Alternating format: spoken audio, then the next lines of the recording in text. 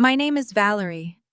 I am 33 years old, and I just buried the only man who truly loved me. My parents missed my grandfather's funeral.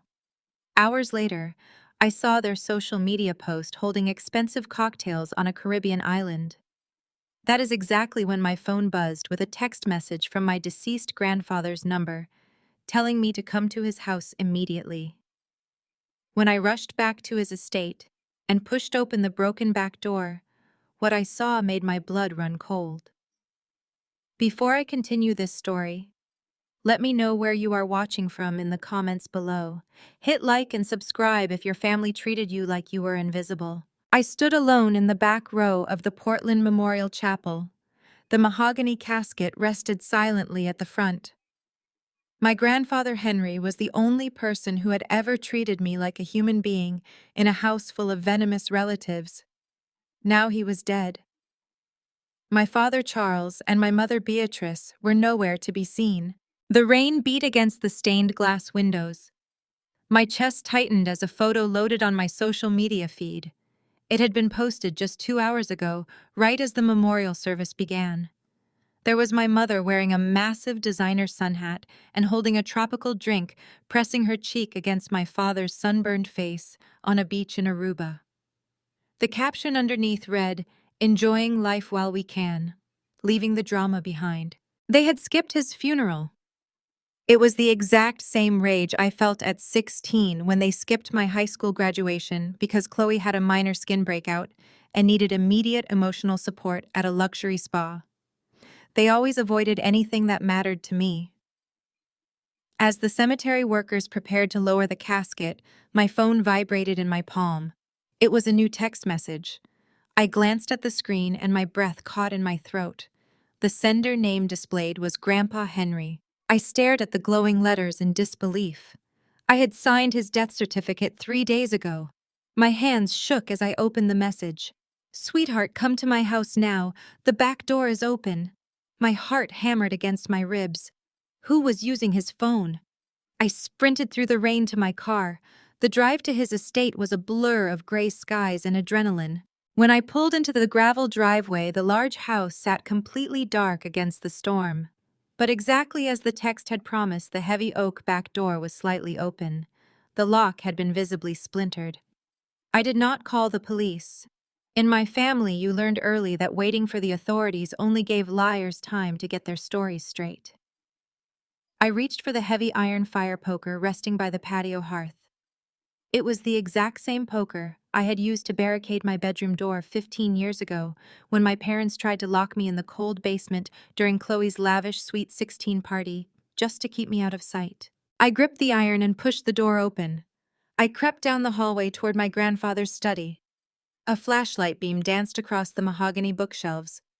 Someone was kneeling in front of the wall safe, furiously spinning the combination dial. I raised the iron poker and stepped into the doorway. "Step away from the safe, right now," I demanded, keeping my voice steady, "or I will shatter your kneecaps." The figure froze instantly. The flashlight dropped to the floor, illuminating a pair of expensive leather shoes. The man slowly stood up and raised his hands, turning to face me. "Put the poker down, Valerie." A deep and steady voice echoed in the silent room. I blinked against the harsh, blinding glare of the flashlight. It was Marcus. Marcus was Chloe's husband. He was a prominent Black African-American defense attorney whose reputation was legendary. He was always the quiet observer at our toxic family dinners, the only one who never joined in when my mother and Chloe mocked my sensible clothes or my boring career. "Marcus," I asked, keeping the iron bar raised defensively, "what are you doing cracking my dead grandfather's safe? Where is my sister?" "Chloe is at the airport. She flew back from New York the second she saw your parents' post," Marcus said, keeping his hands clearly visible. He did not look scared, he just looked incredibly exhausted. "Valerie, lower the weapon. I sent you that text." I found his spare phone hidden under the floorboards. "Why did you break in?" I demanded, gripping the poker tighter. Marcus sighed heavily and stepped away from the safe. He reached into his tailored suit jacket and slowly pulled out a thick leather-bound ledger. Because they did not just leave him to die, Valerie, Marcus said, his voice dropping to a deadly serious whisper. They robbed him. And they are using my name and my law firm credentials to make it look completely legal. I came here to find the original ledger before Chloe destroys the evidence. A chill washed over my body. I lowered the iron poker just a fraction. What did they do? They executed a fraudulent reverse mortgage on this estate, Marcus said. $785,000. They wired it out 24 hours before he died. Chloe thinks it is her inheritance. Your parents think it is their retirement. But it is federal wire fraud, Valerie. And they forged my signature to do it. Before I could process this betrayal, the sound of tires crunching on gravel echoed outside. Bright headlights swept across the windows. Marcus, a shrill voice shrieked from the lawn. Did you find the papers? Do not let that loser sister of mine near anything. Marcus slowly looked directly at me, letting out a long breath. Speaking of the devil, the heavy oak front door slammed open with a violent crack against the drywall. Wind and freezing rain whipped through the entryway, soaking the vintage runner rug. Chloe marched into the foyer. She wore a pristine camel-colored cashmere coat that cost more than my vehicle, her blonde hair flawlessly styled despite the punishing Portland storm. Right behind her trailed a nervous-looking man in a cheap suit, clutching a digital tablet and a measuring tape. He looked exactly like an appraiser who had absolutely no idea he was walking blindly into a federal crime scene. Chloe's designer heels clicked sharply and aggressively against the hardwood as she stalked down the hallway. She stopped abruptly at the entrance to the study. Her eyes darted from Marcus, who was firmly holding the leather ledger, to me standing by the desk with the iron fire poker. Her perfectly contoured face twisted into a familiar sneer. Without missing a single beat, she reached out and grabbed my damp wool coat from the back of the armchair. With a casual flick of her wrist, she tossed it directly onto the muddy floorboards. It was pure muscle memory for her. My mind instantly flashed back to a Tuesday afternoon when I was 17. I had come home from my minimum-wage fast food job to find Chloe throwing my carefully saved-up thrift store clothes out of our second-story window directly into the sprinkler mud. She had done it simply because she needed my closet space for her parent-funded designer bag collection. My parents had called it her developing a passion for high fashion. They made me wash the mud out of my own clothes while she watched and laughed. "Pick up the coat, Chloe," I said. My voice was low and completely stripped of any emotion. Chloe rolled her eyes and stepped directly over my jacket, leaving a muddy heel print on the fabric. "Marcus, what is taking so long?" she snapped, completely ignoring my command. "Mom texted me from the airport tarmac in Aruba. She said the bank transfer cleared and we need the original ledger to finalize the estate transition right now. Hand it over." Marcus did not move. He stood like a stone wall between his wife and the wall safe. He looked down at the ledger in his hands, then back up at Chloe, his jaw tight with professional disgust. "Chloe, you need to stop talking immediately. You have no idea what you are implicating yourself in right now." "I know exactly what I am doing," Chloe shrieked. Her voice echoed shrilly off the high plaster ceilings, grating against my nerves. She snapped her manicured fingers at the nervous man hovering in the hallway. "Start in the living room. I want a rush valuation on the antique furniture, the silver dining sets, and the original oil paintings. We need to clear all this old junk out by Friday to stage the property for commercial developers." The appraiser took a hesitant step forward into the room. I raised my free hand and leveled a cold, unyielding glare at him. "I am a licensed forensic accountant," I stated clearly, "and I am formally advising you that this property is currently the subject of an active fraud investigation.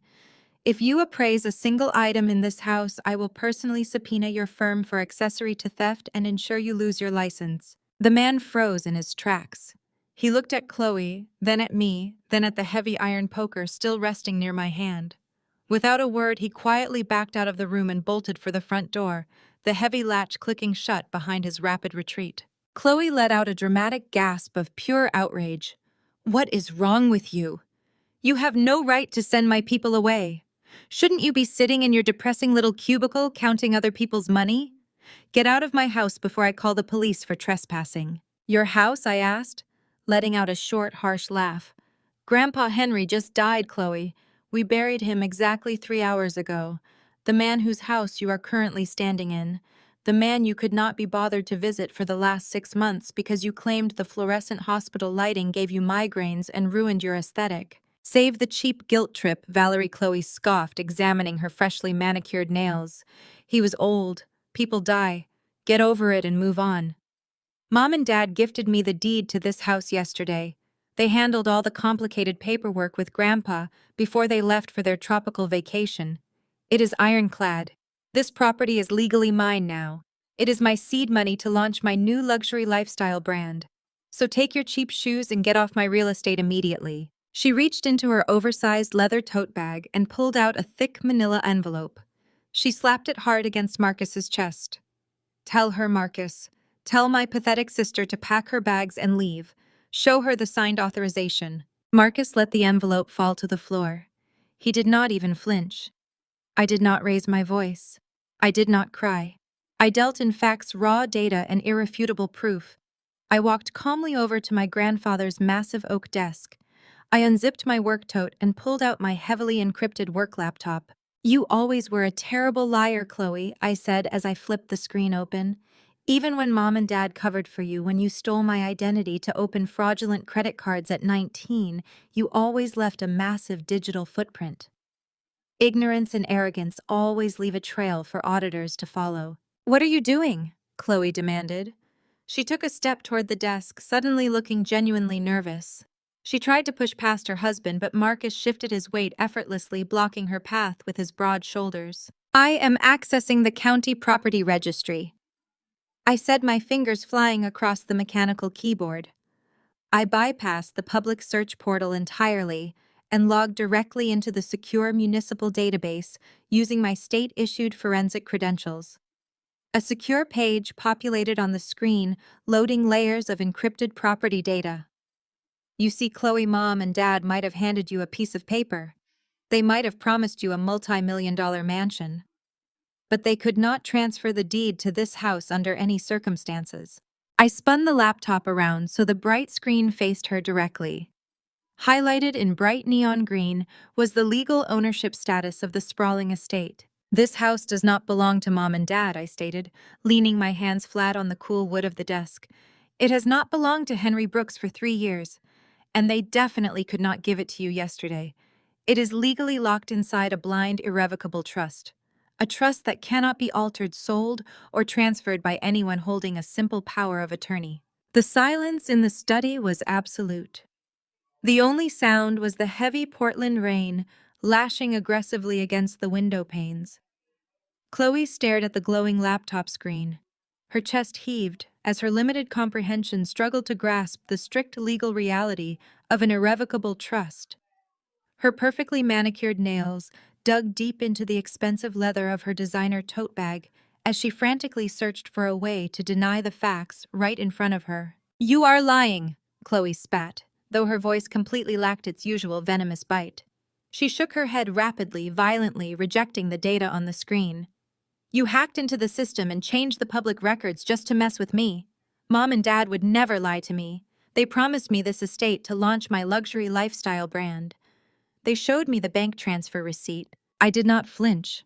I kept my eyes locked on her panicked face, maintaining the same cold and analytical stare I used when auditing corrupt corporate executives. You cannot hack a county property registry, Chloe. The deed was legally transferred 3 years ago. Grandpa knew exactly what Mom and Dad would try to do the moment he became too sick to defend himself. He knew they would try to liquidate his life's work to fund their lavish vacations and your endless shopping sprees. So he protected it. He locked the house away where their greedy hands could never touch it. No, Chloe shrieked. She dug frantically into her oversized bag. She pulled out a crumpled manila envelope and ripped the flap open, her hands shaking with uncontrolled rage. She slammed a thick stack of stapled papers onto the mahogany desk right next to my laptop. Look at it, Chloe demanded, jabbing her manicured finger at the top page. Mom gave me copies of the original authorization before they left for the airport this morning. This is a legally binding contract for a reverse mortgage. $785,000, Valerie. Approved and personally signed by Grandpa 2 weeks ago. The bank already wired the funds into our accounts. It is a done deal. You are just a jealous and bitter outcast who cannot stand that our family actually trusts me with their legacy. I looked down at the documents she had practically thrown at me. It was a standard lending agreement for a high-yield reverse mortgage from a private and notoriously predatory lending firm. It was exactly the kind of financial institution that did not ask too many questions during the underwriting process as long as the paperwork looked official on the surface. I flipped to the final page of the contract. At the very bottom, scrawled in bright blue ink, was the signature of Henry Brooks. A cold and clinical precision immediately took over my brain. This was no longer just a toxic family dispute over inheritance. This was a verifiable crime scene, and I was the lead auditor. I picked up the paper and held it directly under the bright light of the brass desk lamp. "Take a really good look at this signature, Chloe," I said. My voice was dangerously calm, carrying the heavy weight of absolute certainty. "Look at the capital H in his first name. Look at how smooth the cursive loops are. Look at the firm and completely unbroken pressure of the pen stroke against the paper." "So what?" Chloe crossed her arms defensively, jutting out her chin in an act of stubborn defiance. "It is his signature. I saw him sign checks and birthday cards 1,000,000 times when we were kids. I know what his handwriting looks like." "When we were kids," I repeated flatly. "That is exactly the point. You have not actually looked at him in years." 6 months ago, Grandpa Henry was diagnosed with late-stage Parkinson's disease right alongside his terminal bone cancer. The neurological damage was so severe that his hands shook violently. He could not even hold a plastic cup of water without spilling it entirely down his shirt. Chloe's eyes darted away toward the floor, but I refused to let her escape the harsh reality. I stepped around the desk and moved closer, forcing her to hear every single word. "I know exactly how bad his tremors were." I continued, my voice sharp and unrelenting, because I spent the last 6 months sitting in that sterile oncology ward, holding his shaking hand, while the chemotherapy completely destroyed his immune system. I held his hand so he would not accidentally rip his IV lines out during the severe muscle spasms. I spent countless hours trying to decipher his handwriting when he attempted to write down his final wishes, because his hands jerked so badly the letters looked like erratic and illegible scribbles. While I was doing all of that, you and Mom never visited him a single time. You were too busy attending VIP fashion shows in Manhattan and complaining that hospital waiting rooms smelled depressing. I dropped the fraudulent document back onto the desk. It landed with a sharp and echoing slap. Grandpa could not have signed a document this smoothly if someone held a loaded gun to his head, I stated definitively. This is not the signature of a dying man with severe neurological damage. This is Mom tracing one of his old tax returns on a lighted glass box. She committed blatant forgery to steal nearly $1 million from a dying man. Chloe backed up slowly until she hit the tall bookshelf. She shook her head furiously, desperate to maintain her delusion. "You are making this up. Mom said she had his full blessing. She even had a notary sign off on the authorization to prove he was of sound mind when he agreed to the loan. Look at the bottom of the page, Valerie. It is officially notarized. It is completely legal." Marcus finally stepped forward. He had been completely silent during the exchange, watching the confrontation with the sharp and calculating eyes of a seasoned defense attorney. He reached past me and picked up the lending agreement. His dark eyes scanned the heavy legal text, moving rapidly past the forged signature to the bottom right corner of the final page. I watched the blood drain entirely from Marcus's face. The muscle in his jaw feathered as he stared at the blue ink.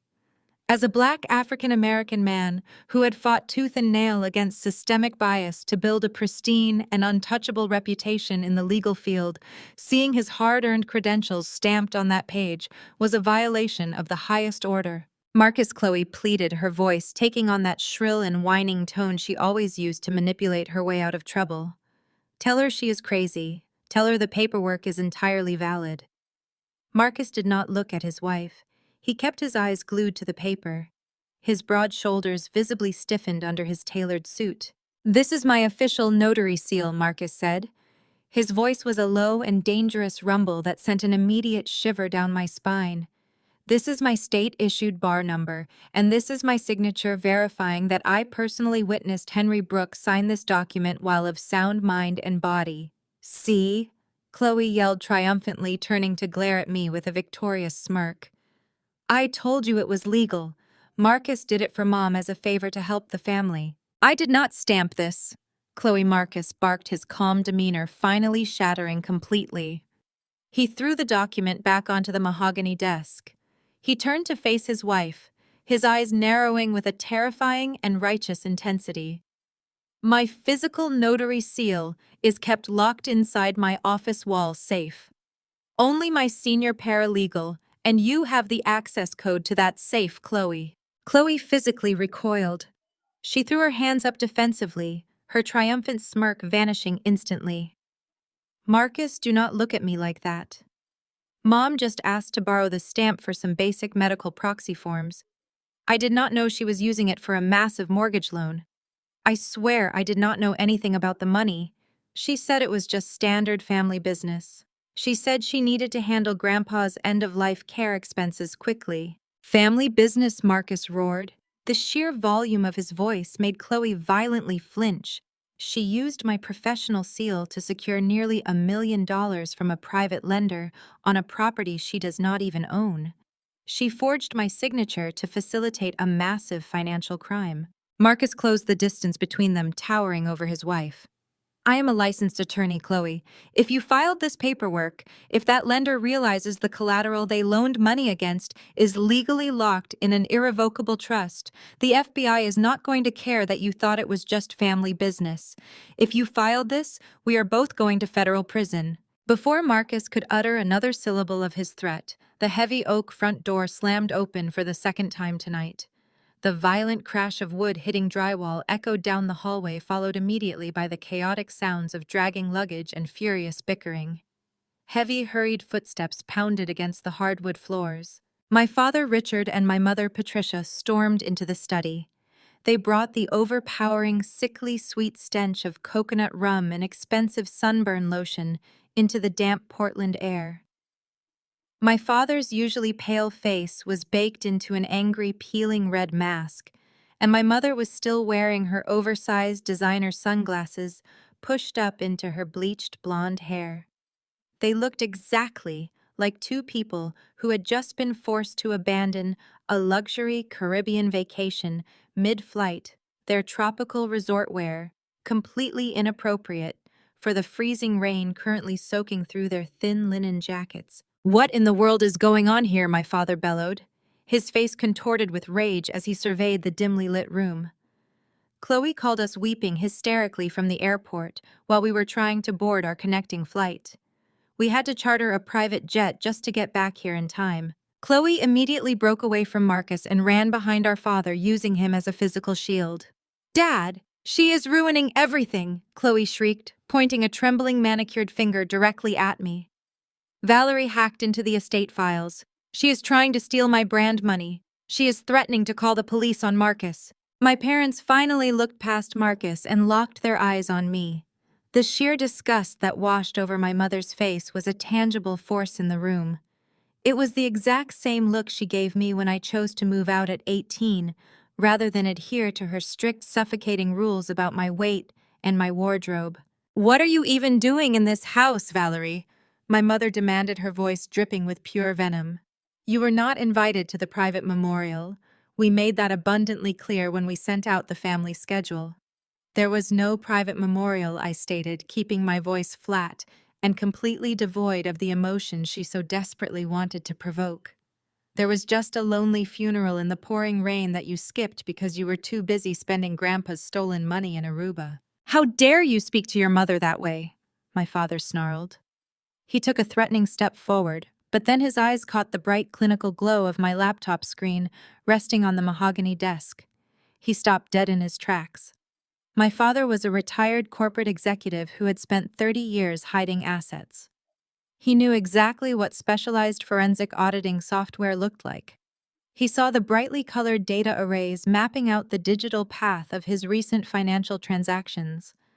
The dark red flush of his sunburn instantly drained away, leaving him looking sickly and pale under the harsh desk lamp. "Patricia," he gasped, his voice suddenly trembling with raw panic. "The screen! She is in the accounts! She is running a trace on the offshore wires." My mother lunged forward like a rabid animal. The heavy scent of rum and tropical perfume washed over me as she threw herself across the desk. She reached out with both hands, her manicured claws extended, attempting to physically seize my laptop and smash it against the hardwood floor to destroy the digital audit trail. I shifted my weight and slammed my left hand down firmly over the keyboard, blocking her grasp. "I am securing the evidence," I said coldly. My mother let out a feral shriek. She raised her right hand and brought it down hard, slapping my hand with all her strength. The heavy diamond rings on her fingers dug sharply into my knuckles. The sharp, stinging pain radiated up my forearm, but I did not move a single inch. I stared directly into her furious, wild eyes. "You have always been a jealous, spiteful little outcast," my mother screamed, her chest heaving as she stood over the desk. "You could never stand to see anyone else in this family succeed. You have been a miserable failure from the day you refused to go to law school like the good children in our social circle. We begged you to get a respectable degree, but you insisted on becoming a glorified human calculator just to rebel against us and humiliate this family." My father rushed around the edge of the desk, his hands reaching frantically for the power cord of the laptop. "Shut it down, Valerie. Shut it down right now before you make a mistake that ruins this entire family. You do not understand what you are looking at. You are misinterpreting standard financial planning." "I understand perfectly," I replied, my voice slicing through the chaotic shouting. "You drained his remaining checking accounts. You forged Marcus's notary seal. You initiated a fraudulent reverse mortgage on a property locked inside an irrevocable trust. And then you wired the funds to a Cayman Islands account to hide the theft before the estate could officially enter probate." "You ungrateful wretch," my mother hissed, raising her hand to strike me again. "We deserved that money. We put up with that miserable old man for decades while you were off living your boring, pathetic life. We earned every single penny of that payout for maintaining his estate. You are nothing but a bitter failure trying to drag Chloe down because you have absolutely nothing going for yourself. Give me that computer immediately." I did not flinch. I let the stinging pain in my hand anchor me to the absolute reality of the moment. I looked at my mother's contorted, furious face. Then I looked at my father, who was sweating profusely, his hands shaking with absolute terror as he realized the magnitude of his exposure. I looked at Chloe cowering in the corner, and Marcus standing completely paralyzed by the realization that his pristine legal career was hanging by a single frayed thread. I calmly reached out with my uninjured hand. I slowly pushed the laptop screen down until it clicked shut, sealing the machine and cutting off the glowing light of the audit trace. "The audit is already in the cloud," I said, my voice eerily quiet in the suddenly silent room. "But you should check your bank app, Dad. The $785,000 you wired to your offshore account this morning, it just got frozen." Richard frantically yanked his sleek smartphone from his damp linen pocket. The blood completely drained from his already pale, peeling face as he stared at the locked banking application on his glowing screen. His hands shook so violently that he dropped the expensive device onto the damp Persian rug. Patricia screamed at him, her shrill voice demanding to know if what I said was true. He ignored her entirely, his eyes darting around the room like a cornered rat, realizing the steel trap had just snapped shut. He realized he had instantly lost the financial upper hand, so he resorted to his absolute favorite weapon: authority. He snatched his phone off the floor and dialed 911. He paced the length of the study, his voice booming with manufactured, desperate panic as he spoke to the emergency dispatcher. He claimed a hostile intruder had aggressively broken into his recently inherited property. He accused me of criminal trespassing, of corporate espionage, and of severe elder abuse. He told the operator I had maliciously manipulated a dying man into signing away his assets before hacking into municipal databases to freeze legitimate family funds. He demanded immediate police intervention, shouting that his family was in imminent physical danger. Chloe watched him with renewed hope, her smug smirk slowly returning to her face. Marcus, however, slowly backed away toward the hallway, muttering under his breath that Richard was making the single biggest mistake of his miserable life by bringing law enforcement into a house currently filled with forged federal documents. We waited in a suffocating heavy silence. The flashing red and blue lights soon pierced through the heavy Portland rain, illuminating the study windows in harsh rhythmic strobes. Heavy, authoritative footsteps echoed loudly on the front porch. When my father pulled the front door open, enthusiastically welcoming the two soaked patrol officers inside, a wave of intense déjà vu hit me so hard it nearly knocked the breath out of my lungs. I planted my feet firmly into the hardwood floor and crossed my arms over my chest. I would not cower. I would not look away. I was not 18 years old anymore. Back then, on the exact night of my high school graduation, my father had called the police on me with that exact same look of triumphant, calculated malice. Chloe had illegally parked her brand new parent-funded convertible directly in a designated fire lane outside our house. I had simply moved the car into the driveway to save her from being towed and ticketed. My father dialed 911 the moment he saw me step out of the driver's seat. He reported the vehicle as stolen, explicitly naming me as the prime suspect to the dispatcher. He stood in our foyer and told the responding officers I was a troubled, jealous teenager lashing out because I resented my sister's effortless success. He used that completely fabricated incident as his ironclad excuse to formally kick me out of the house the very next morning. He tossed my meager thrift store belongings onto the wet curb in garbage bags while the neighborhood watched. He used the local police as his personal eviction service to rid himself of the daughter who did not fit his perfect country club aesthetic. The two officers stepped into the study, their hands resting cautiously on their thick duty belts. Richard immediately charged forward, thrusting his sunburned finger directly at my chest. "Arrest her right now!" My father barked, his voice dripping with wealthy, unquestioned entitlement. "She broke into my private estate. She physically threatened my family with a fire iron, and she has committed massive digital wire fraud against my personal banking accounts." Patricia chimed in right on cue, clutching her chest theatrically. She wept loudly, spinning a tale about how I was a violent, estranged daughter trying to ruin their peaceful grieving process. Chloe nodded vigorously in the background, adding that I was completely unhinged and dangerous. The lead officer, a tall, imposing man with a graying mustache and sharp, observant eyes, held up a gloved hand to stop the chaotic shouting. He looked at the heavy iron poker resting harmlessly on the desk, then at my calm, unmoving posture. I did not raise my voice. I did not shed a single tear. I simply instructed the officer to look at the paperwork my father was desperately waving around in his left hand. Richard aggressively shoved the fraudulent lending agreement and a completely fake property transfer deed directly against the officer's chest. "Here is the absolute proof," my father demanded, tapping the forged pages. "The deed was legally transferred to me by my late father yesterday morning before we left for the airport. This is my house, and I want her removed in handcuffs immediately for criminal trespassing and grand larceny." The lead officer took the crinkled papers. He unclipped a heavy tactical flashlight from his vest and shined the bright beam directly onto the documents, carefully scanning the signatures, the dates, and the notary seals. Marcus let out a long, defeated groan from the dark corner of the room. He vigorously rubbed his temples as he watched his arrogant father-in-law voluntarily hand over physical evidence of a massive federal crime directly to local law enforcement. The officer pulled a radio receiver from his shoulder strap. He mumbled a few rapid codes to dispatch, requesting an immediate property verification check on the current address. The entire room held its collective breath as the rain continued to batter the glass outside. The radio crackled back a sharp, staticky response seconds later. The officer slowly lowered his radio. He handed the stack of papers back to my father with a look of profound confusion mixed with rapidly rising suspicion. "Sir, I can't arrest her. This property isn't in your name. It belongs to a corporate entity." The words hung in the suffocating air of the study, momentarily silencing the relentless drumming of the rain against the glass.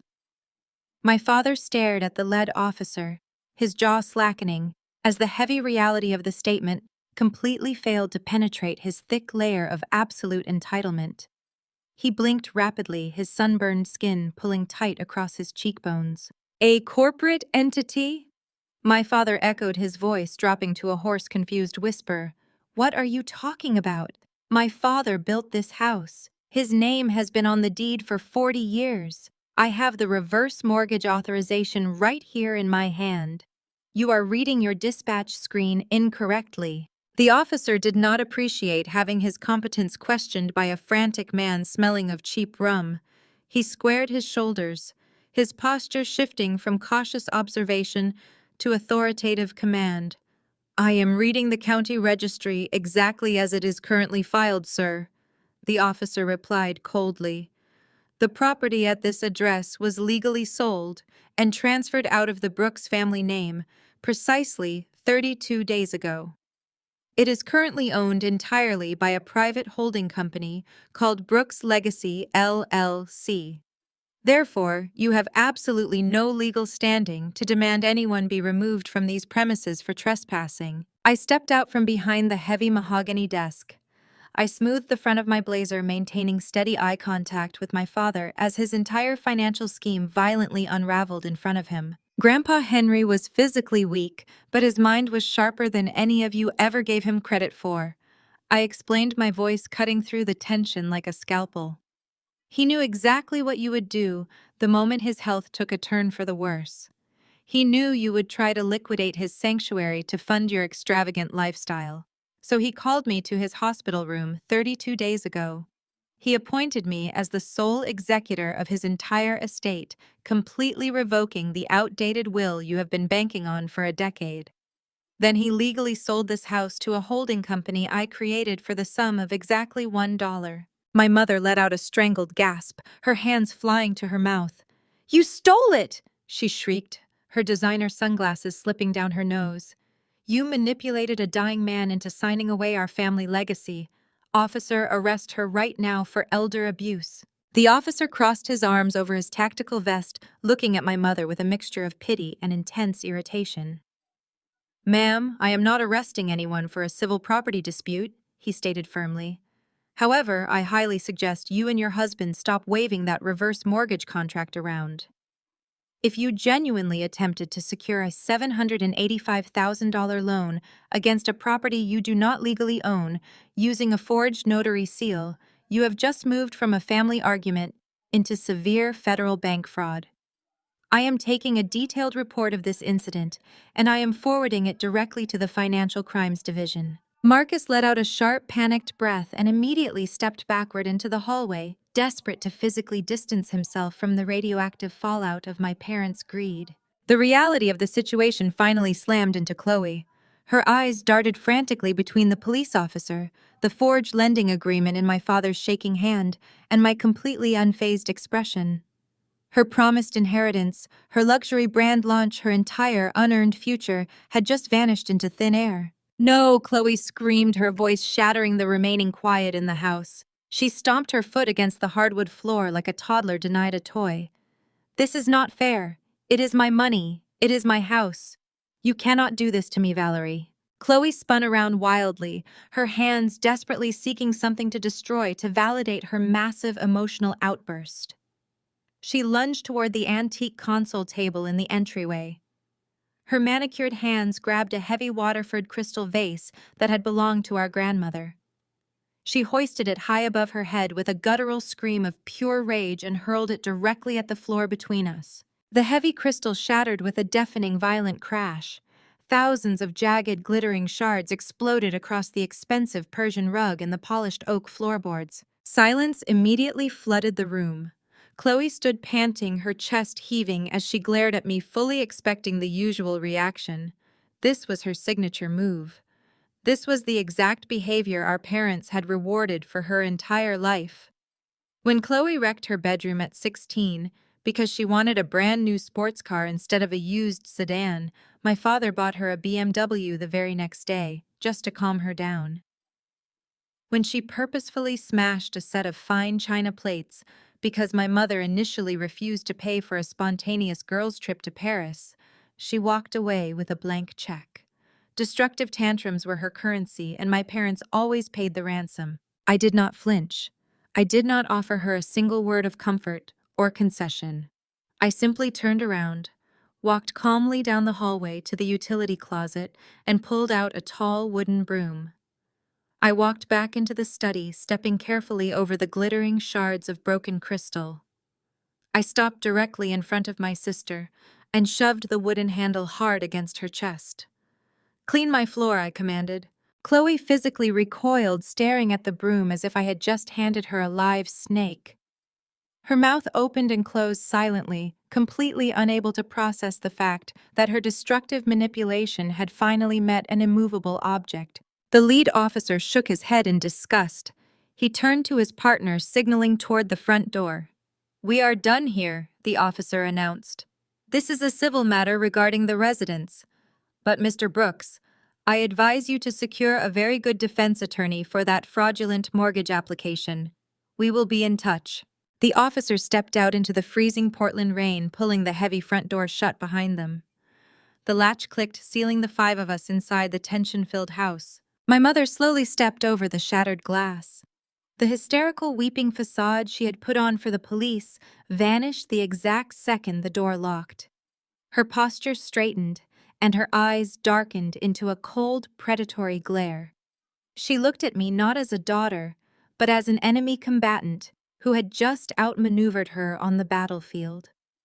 She reached into her damp linen jacket and pulled out a folded piece of thick hospital stationery. "You think you are so incredibly smart, Valerie," Patricia sneered, her voice dropping to a terrifying, deadly whisper. "You think you completely outplayed us by hiding the house behind some clever little corporate entity? But you forgot one crucial detail. We still held his medical power of attorney.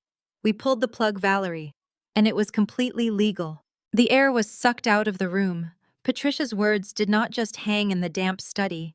They wrapped around my throat like a physical vice. "We pulled the plug." The phrase echoed in my ears, completely overriding the sound of the Portland storm outside. My grandfather had been sick, yes. The Parkinson's and the bone cancer were terminal. But the doctors had given him at least another 6 months. 6 months I was supposed to have with him. 6 months he was supposed to spend resting in his own home, secure in the knowledge that his legacy was protected. Instead, my parents had marched into the oncology ward the second I left to finalize the LLC paperwork. They held his medical power of attorney. They had the absolute legal authority to dictate his end-of-life care. They chose to end it, not out of mercy, not to ease his suffering. They executed him to expedite their payout, terrified he would spend another dime of their precious inheritance on his own medical treatments. A sharp, agonizing pain spiked in my chest. My lungs absolutely refused to expand. I stumbled backward, my shoulders hitting the tall mahogany bookshelf. I gasped for air, but only short, jagged breaths managed to pass my lips. The edges of my vision began to blur with black spots. The cloying smell of Patricia's coconut rum and floral perfume suddenly morphed into the sterile, sickening scent of industrial bleach and rubbing alcohol. I was no longer standing in my grandfather's study. I was 19 years old again, strapped to a rigid vinyl mattress in the locked psychiatric ward of a private facility. I could hear the rhythmic hum of the heart monitor. I could see my parents standing over my bed, wearing the exact same expressions of calculated malice they wore right now. Chloe had been the one driving high on prescription painkillers. Chloe had been the one who plowed our father's luxury sedan through a neighborhood retaining wall. But Chloe was the golden child currently applying to elite sororities. A drug conviction would have ruined her pristine social trajectory. So my parents dragged me to the hospital instead. They sat in a pristine white-walled office and wept to a team of expensive psychiatrists. They spun a tragic, completely fabricated tale about my history of extreme delusions. They claimed I stole the car in a manic frenzy and was trying to frame my innocent sister. When I screamed the truth, when I begged the doctors to drug test Chloe, my mother simply stroked my hair with an ice-cold hand and whispered that I was deeply unwell. They legally committed me for 30 days. 30 days of heavy sedatives and forced group therapy sessions just to ensure Chloe's record remained spotless. They systematically broke my mind to protect her image.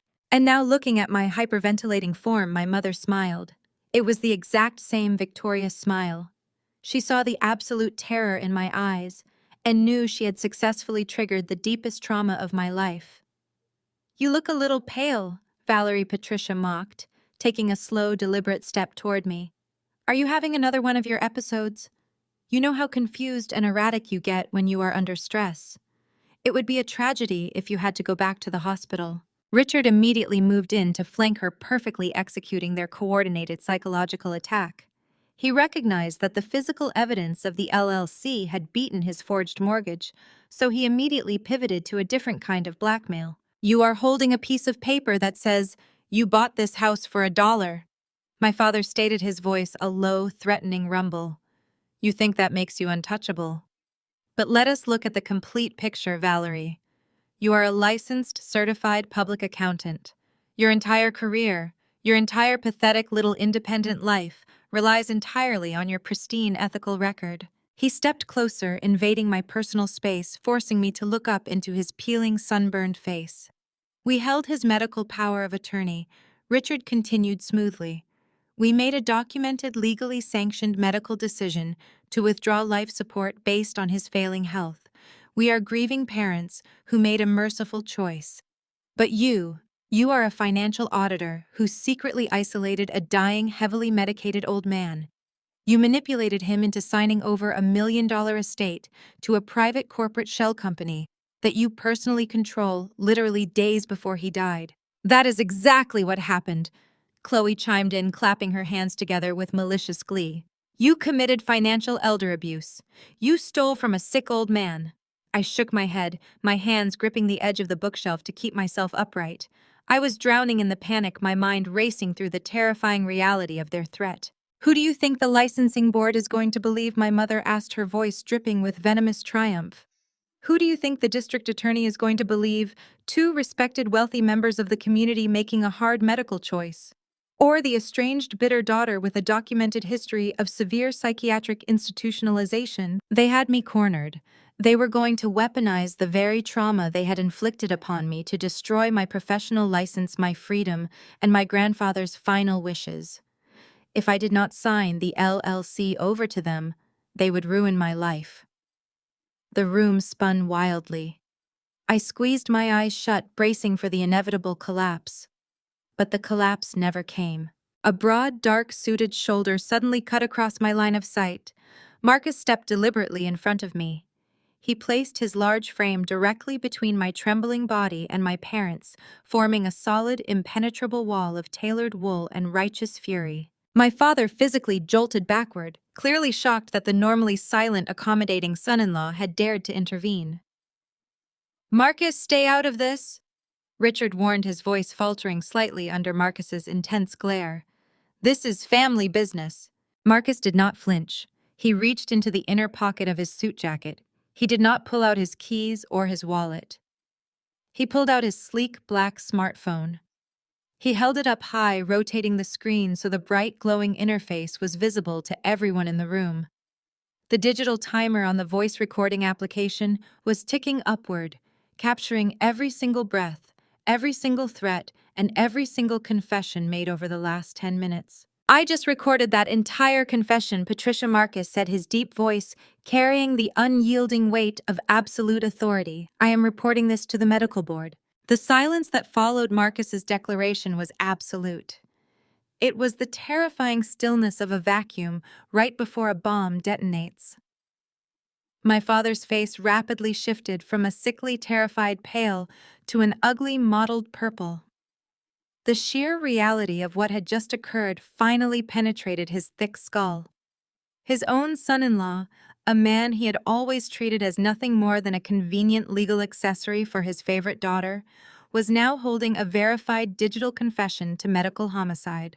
"Give me that phone," Richard roared. He lunged across the damp Persian rug like a cornered rabid animal, his hands stretched out, fingers curling into claws as he aimed directly for Marcus's throat. But Richard was a man who had spent the last 20 years sitting behind mahogany desks and drinking expensive liquor on tropical beaches. Marcus was decades younger, sharply focused, and completely unbothered by the pathetic display of physical aggression. Marcus smoothly stepped to the side, completely evading my father's clumsy attack.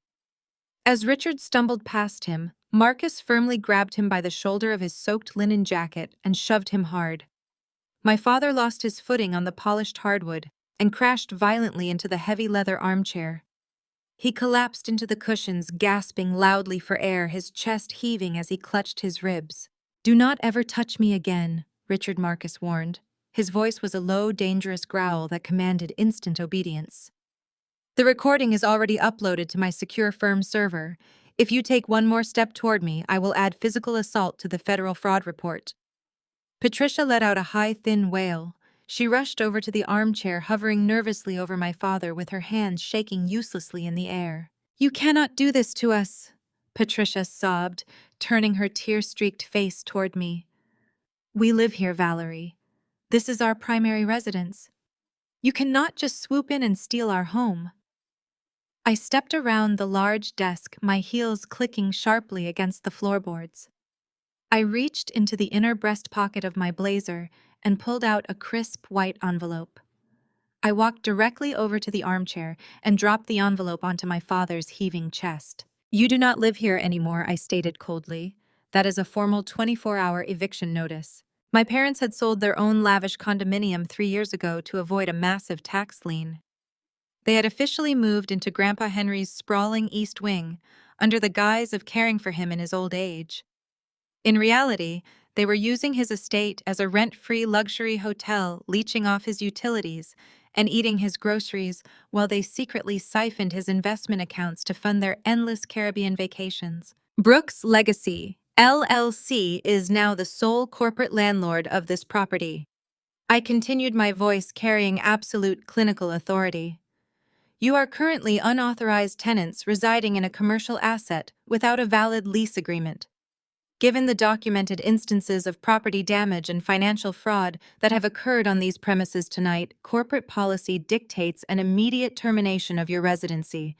You have exactly 24 hours to vacate the East Wing before I have the local sheriff physically remove you for trespassing." My mother shot up from the armchair, her face twisted into a mask of pure, unadulterated hatred.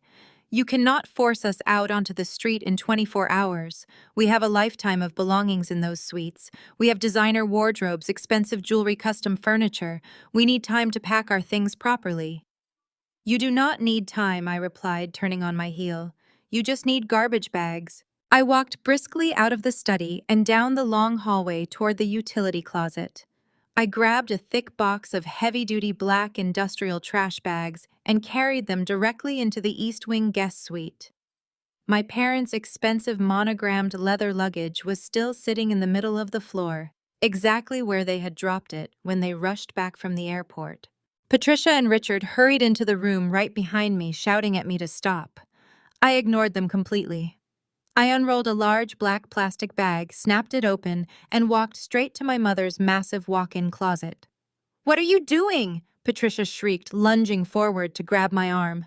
I ripped my arm out of her grasp. I grabbed an armful of her custom-tailored cashmere sweaters, her expensive silk blouses, and her delicate resort dresses directly off their velvet hangers. I shoved the entire pile roughly into the bottom of the black plastic trash bag. "I am helping you pack," I said, my voice echoing off the high ceilings. I grabbed another handful of clothing and shoved it into the bag, crushing the expensive fabrics together. "Does this feel familiar, Patricia? Does this exact scenario spark a memory for you?" She stared at me, her mouth opening and closing silently, utterly paralyzed by the cold, methodical destruction of her prized possessions. "I was exactly 18 years old. I continued, my voice dropping to a harsh, unforgiving whisper as I threw her designer coats into the plastic void. "It was 2 days before Christmas. The snow was 3 inches deep and the wind was absolutely freezing. You told the police I stole Chloe's car just to provide cover for her severe drug addiction. You convinced everyone I was insane. And then while I was shivering on the front porch, you packed everything I owned into cheap, damp garbage bags." I tied a tight, vicious knot at the top of the heavy black bag and dropped it forcefully onto the floor. You threw my thrift store sweaters and my school books out onto the freezing, snowy street, I said, staring directly into her terrified eyes. You locked the deadbolt, and you left me out there to freeze. You did not give me 24 hours. You gave me absolutely nothing. So you should consider this 24-hour notice an act of profound mercy. I ripped another black bag from the roll and tossed it hard against my father's chest. Start packing, Richard. The clock is ticking. I walked past them and back out into the main hallway. Chloe was standing outside the study, her entire body shaking violently. She looked at her parents, who were now defeated, broken, and facing imminent prison time. She looked at me, realizing she could no longer bully or manipulate her way into my good graces. She had just lost her brand, her inheritance, and her parental safety net in the span of a single hour. Her entire unearned lifestyle was completely gone. Chloe turned frantically toward the only lifeline she had left. She looked at Marcus, who was standing quietly near the front door, slipping his smartphone into his suit pocket. Marcus, Chloe sobbed, her voice cracking as she rushed toward him. The sheer panic in her eyes was absolute.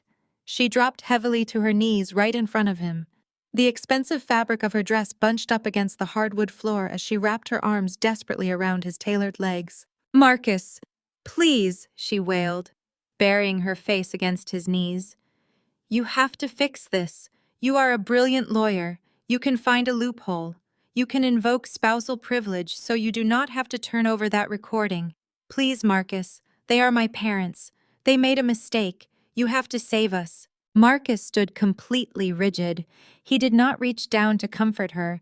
He did not stroke her hair or offer her empty reassurances. He simply looked down at the woman he had married, his dark eyes filled with absolute freezing disgust. He saw past the manufactured tears and the expensive makeup, viewing the ugly, rotten core of the family he had accidentally married into. His pristine reputation was everything to him, and he would not sacrifice it for their crimes. He gently but firmly grabbed Chloe by the wrists and pried her hands off his trousers. He stepped backward, putting a definitive physical distance between them. "I am filing for divorce, Chloe," Marcus stated, his voice ringing with absolute, unshakable finality. "I will not go down with this family." The heavy oak door of the study clicked shut, leaving my parents and sister suffocating in the toxic ruins of their own making. I did not stay to watch them process Marcus's devastating departure or begin packing their ill-gotten designer wardrobes. I walked out to my car, the cold Portland rain washing away the suffocating stench of my mother's perfume. I drove back to my own apartment, set my alarm, and slept better than I had in 6 months. The next morning, the sky was clear and bright. I dressed in my sharpest charcoal suit, secured my hair in a tight twist, and drove to the downtown high-rise that housed my accounting firm. I was a senior forensic auditor. I handled complex corporate accounts, uncovering hidden assets and untangling financial webs for multinational clients. I had built a flawless professional reputation, completely independent of the Brooks family name. I stepped off the elevator on the 42nd floor and confidently swiped my badge at the glass security doors. Instead of the familiar green chime, the reader flashed a harsh, solid red. A loud error beep echoed through the quiet reception area. I frowned and wiped the card against my sleeve, assuming it was a magnetic glitch. I swiped it again. Another red flash. Another angry beep. Valerie stepped away from the door. I turned to see Arthur Pendleton, the senior managing partner of the firm, standing in the lobby. He was not wearing his usual welcoming smile. His expression was grim, his shoulders rigid, and standing directly behind him was a uniformed building security guard. Arthur held a thick manila folder in his left hand. "Arthur, what is going on?" I asked, my voice calm but edged with confusion. "Is the system down?" Arthur shook his head slowly. He gestured for the security guard to step forward. "We need you to surrender your firm ID, your corporate credit card, and your building keys immediately, Valerie. You are officially suspended without pay, effective as of midnight last night. You are stripped of all client access and you are barred from entering the firm's network." I stared at him, my mind rapidly calculating the variables. On what grounds, I demanded, keeping my posture completely straight. Arthur sighed heavily, looking incredibly uncomfortable but resolute. I received a personal phone call late last night from your father. Richard and I have been golf partners at the Oak Ridge Country Club for 15 years, Valerie. He was completely distraught. He forwarded a massive digital dossier directly to the executive committee and simultaneously filed a formal, expedited grievance with the state ethics board. The pieces clicked into place with sickening speed. Richard had lost the physical property, so he was actively detonating a bomb under my professional license. He is accusing you of severe financial elder abuse. Arthur continued, his voice dropping to a harsh whisper so the receptionist would not hear. He provided documentation claiming you exploited your grandfather's terminal illness to embezzle an $800,000 estate into a secret shell company. He claims you bypassed his legal medical authority to isolate the old man. The board takes these allegations incredibly seriously, Valerie. A forensic auditor using corporate loopholes to defraud a dying family member is a career-ending scandal. We cannot have you in the building while the state investigates. I want the suspension notice in writing, I stated coldly. I am not leaving until you hand me the formal paperwork. Arthur pulled a sealed envelope from the manila folder and thrust it into my hands. The security guard stepped up beside me, gesturing toward the elevator bank. Please come with me, Ms. Brooks, the guard mumbled, looking terribly awkward. I turned around and walked toward the elevators. The glass walls of the conference rooms offered zero privacy. I could see my colleagues staring. I could see the whispered conversations, the pointed fingers, the shocked expressions of the junior accountants I mentored. I was being paraded out of the building like a common criminal. The physical sensation of being escorted toward an exit under the burning gaze of my peers hit me with a violent wave of déjà vu. The sleek modern corporate office instantly melted away. Suddenly I smelled the overwhelming scent of roasted coffee beans and vanilla syrup. I was 17 years old again. I had just secured my very first job as a barista at a local neighborhood cafe. I was so incredibly proud of that job. It paid minimum wage, but it was my money. It was my first taste of absolute independence, a tiny financial shield against my parents' constant control. I had worked there for exactly 3 weeks. Then Patricia walked in during the middle of the Saturday morning rush. She did not order a coffee. She marched directly past the long line of customers, slammed her hands down on the counter, and demanded to speak to the regional manager. She stood in the middle of the crowded cafe and put on an Oscar-winning performance. She wept loudly, claiming I had stolen $50 from her purse to buy drugs. She told the manager I was a violent, out-of-control kleptomaniac who was likely stealing from the cash register. The manager fired me on the spot.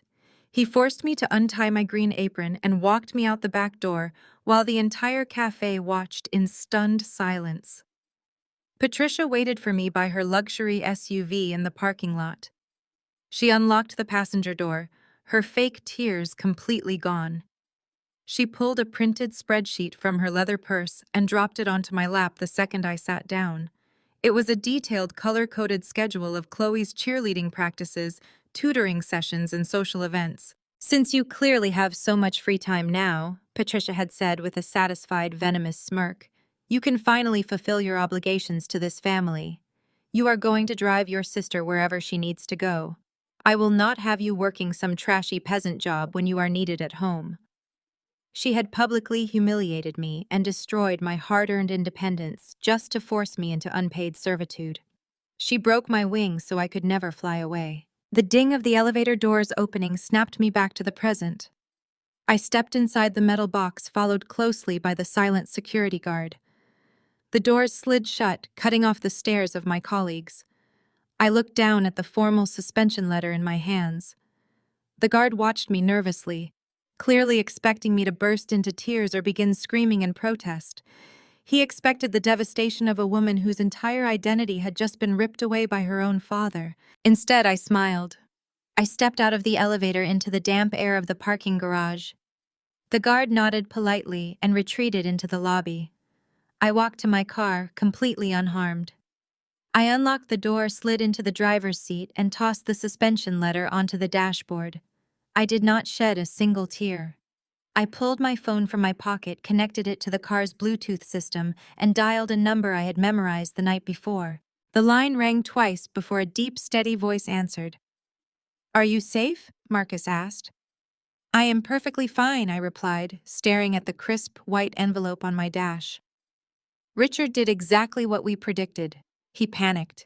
He used his country club connections to force an emergency suspension, and he officially submitted his fake dossier to the state ethics board. He put his signature on a formal government complaint backed by forged financial documents. I could hear the satisfying sound of a keyboard clacking on the other end of the line. "They took the bait," I said, shifting my car into gear.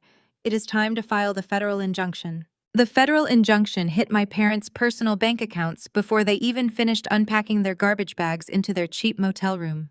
We froze everything instantly. The forged reverse mortgage application, the illicit international wire transfers, and the private accounts they had aggressively padded with my grandfather's stolen cash were completely locked down by court order. The sudden violent financial strangulation forced them exactly where Marcus and I wanted them. They were sitting under oath in the sterile, windowless conference room of a downtown litigation firm. My father adjusted the cuffs of his wrinkled suit jacket, leaning back in the heavy leather chair with an air of profound, manufactured irritation. He clearly viewed this civil deposition as a massive waste of his valuable time. Patricia sat rigidly beside him, dabbing at her dry eyes with a monogrammed handkerchief, playing the role of the exhausted grieving relative to absolute perfection. A court reporter sat at the end of the long mahogany table, her fingers poised over the stenography machine, ready to capture every single word of their impending perjury. Marcus adjusted his tie, his posture radiating a calm, predatory patience. He looked across the table, sliding a thick stack of printed bank statements toward my father. "Mr. Brooks, let us discuss the wire transfer executed on the 14th of last month." Marcus began, his voice smooth and incredibly dangerous. "Exactly 3 days before Henry Brooks passed away, a sum of $785,000 was transferred from his primary investment trust directly into a newly formed corporate account registered to your daughter Chloe. Can you explain the exact nature of this transaction?" Richard did not even blink. He leaned closer to the microphone resting on the table, his face a mask of absolute, unshakable confidence. "It was a gift," my father stated firmly. Henry was a visionary businessman. He knew Chloe was launching her luxury lifestyle brand next quarter. He wanted to personally seed her venture capital to ensure her success. It was his final beautiful wish to see his granddaughter thrive. Patricia nodded vigorously, reaching over to squeeze my father's hand. "He was so incredibly proud of Chloe," she added, her voice trembling with fake emotion. "Henry told us specifically that he wanted the funds moved immediately. He wanted to oversee the transaction himself while he still had the energy.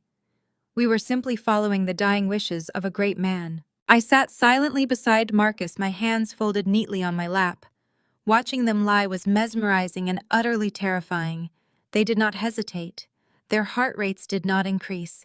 They spun a flawless, impenetrable fiction without a single shred of guilt. The sheer audacity of their performance triggered a visceral, sickening memory. The stark conference room vanished, replaced by the humming fluorescent lights of a county family court hearing room. I was 19 years old, sitting at a battered wooden table, desperately appealing for an independence override for my college financial aid. My parents had maliciously claimed me as a dependent on their federal tax returns just to reap the deductions, but they outright refused to contribute a single cent to my tuition or sign my FAFSA forms. When the judge asked them to explain their refusal, they sat in identical leather chairs and lied with the exact same flawless, chilling conviction they were using right now. They looked a federal judge in the eye and claimed I was a runaway. They told the court I was a defiant, troubled youth who had violently rejected their generous financial support to live a life of delinquency. They systematically assassinated my character under oath. The judge believed their wealthy, polished facade and denied my appeal. They legally blocked my financial aid, forcing me to drop out of university. I spent the next 2 years scrubbing commercial kitchen floors on the night shift just to save enough money to afford community college classes. They committed perjury to destroy my future then, and they were committing perjury to steal my grandfather's legacy now. Marcus leaned forward, resting his elbows on the table. So, to be absolutely clear for the record, Marcus said, locking eyes with my father. Henry Brooks was completely lucid on the morning of the 14th. Absolutely, Richard snapped, highly offended by the line of questioning. He was fully aware of his surroundings and his financial decisions, and he executed this specific transfer himself. Marcus pressed his voice deceptively casual. My father let out a harsh, arrogant laugh. Yes, Marcus, he did. He used the biometric banking application on his personal tablet. His thumbprint authorized the wire transfer. My wife and I were simply standing in the room to offer him moral support. We did not touch his device. We did not coerce him. He physically executed the transfer with his own hand. Marcus looked at Patricia. Do you corroborate this statement under oath, Mrs. Brooks? I swear to it, Patricia replied, lifting her chin defiantly. Marcus slowly turned his head and looked at me. He gave a single, almost imperceptible nod. The trap was set. The steel jaws had just snapped shut around their ankles. I reached into my leather briefcase, resting on the floor beside my chair. I pulled out a sleek digital tablet. I placed it flat on the mahogany table and slid it smoothly across the polished surface until it stopped directly between my parents. My grandfather knew exactly who you were, I stated, my voice ringing with absolute icy clarity. He knew you were circling his estate like starving vultures waiting for his heart to stop. So a week before he passed away, he asked me to install a discreet motion-activated nanny camera on the bookshelf directly across from his hospital bed. My mother's breath caught in her throat. The color instantly drained from her face, leaving her perfectly applied makeup looking like a grotesque mask. Richard stared at the black screen of the tablet, a bead of cold sweat forming at his hairline. I reached across the table and tapped the play button on the screen. The high-definition video flared to life. It showed the dim, quiet interior of my grandfather's bedroom on the exact morning of the 14th. Grandpa Henry was lying in his bed, his eyes shut, his chest barely rising and falling. He was heavily medicated and completely unconscious. The camera captured Patricia creeping into the room. It recorded her checking the hallway before stepping up to the bed. It showed her grabbing my grandfather's limp, unresponsive hand. The entire room watched in horrified silence as the video displayed my mother forcibly pressing an unconscious man's thumb onto the glowing biometric scanner of his tablet to authorize a fraudulent federal wire transfer. I looked up from the screen and locked eyes with my mother. I am submitting this video to the district attorney today, I whispered. You are going to prison, Patricia. The sheer terror in Patricia's eyes was a masterpiece of poetic justice. The haughty, untouchable country club matriarch completely vanished, replaced by a hyperventilating shell of a woman staring directly at her own undeniable guilt. Richard scrambled backward in his heavy leather chair, stammering incoherently, his face draining of all its previous arrogant color. The court reporter stopped typing her hands, hovering frozen over the stenography machine as the panicked, ragged breathing of my parents filled the sterile deposition room. Marcus sat beside me like a statue of retribution, his arms crossed over his chest as he allowed the crushing weight of the visual evidence to suffocate them. At the far end of the long mahogany table, Chloe sat perfectly still. She stared at the frozen frame of her mother committing a massive federal crime, her eyes wide with a terrifying realization. The $785,000 was supposed to fund her luxury lifestyle brand, but she suddenly realized it was going to fund a federal indictment instead. The survival instinct of a cornered rat immediately kicked in. Chloe stood up so fast her heavy wooden chair crashed backward onto the carpet. She pointed a trembling, manicured finger directly at Patricia. I had absolutely nothing to do with this, Chloe shouted, her voice echoing harshly off the windowless walls. I did not know they stole the money. They told me Grandpa Henry authorized the transfer. They lied to me, Valerie. You have to believe me. I thought it was a legitimate gift. Patricia gasped loudly, clutching her chest as if she had been physically shot by her own daughter. Chloe, how could you say that? My mother wailed, tears of genuine devastation finally spilling down her cheeks. We did this for you. We risked everything to give you the life you deserve. We did this to protect your future. Richard reached out for his youngest daughter, begging her to sit down and be quiet before she incriminated them further, but Chloe swatted his hand away with absolute disgust. "Do not touch me," she snarled at him. "I am not going to federal prison because you two were too stupid to check the room for cameras. You ruined everything." Chloe rounded the table, practically jogging toward Marcus and me. She leaned in close, resting her hands on the polished wood, her voice dropping to a frantic, conspiring whisper. "Listen to me, Valerie. I can help you. I will testify against them. I will take the stand in criminal court and swear under oath that they planned this entire scheme to steal from Grandpa. I will give the district attorney everything he needs to lock them away for a decade. I can verify their private conversations. I can hand over their encrypted text messages. I will be your star witness." She paused, her eyes glinting with raw, unfiltered greed. "All you have to do is give me half of the house, deed 50% of the estate to me right now, and I will hand them over to you on a silver platter. I will walk out of here and go straight to the police station with you. We can end this today." I stared at my sister, feeling a profound wave of disgust wash over me. This was vintage Chloe. Her loyalty possessed an expiration date that aligned perfectly with her own convenience. I was instantly transported back to our childhood, watching this exact same psychological pivot play out over and over again. When Chloe snuck out of the house at 15 to attend a frat party and got caught by the police, she sat at the kitchen table and sobbed, swearing to my father that I had forced her to go. When she shattered my mother's priceless antique mirror in a fit of rage, she pointed her finger at me, claiming I had shoved her into it to cover her tracks. She had spent her entire life using me as her personal human shield, sacrificing my safety to preserve her own skin. Now that she was staring down the barrel of a federal conspiracy charge, she was doing the exact same thing to the parents who had worshipped the ground she walked on. She would throw her own mother into a prison cell, without a single second thought, if it meant securing her own luxury inheritance and saving herself. She was a parasite who fed on the very people who protected her. "You are pathetic, Chloe," I said, my voice dripping with absolute contempt. I did not break eye contact as she physically recoiled from my tone. "You took receipt of stolen funds. You sat in this room 10 minutes ago and committed perjury to protect that money. You do not have anything I want or need. I am not giving you half of my house. I am not giving you a single dime. You are going to face the exact same federal charges as they are, as a willing co-conspirator. You are going down with them." Chloe's face twisted into an ugly, furious sneer. The desperate, pleading sister vanished, replaced by the vicious, entitled bully I had known my entire life.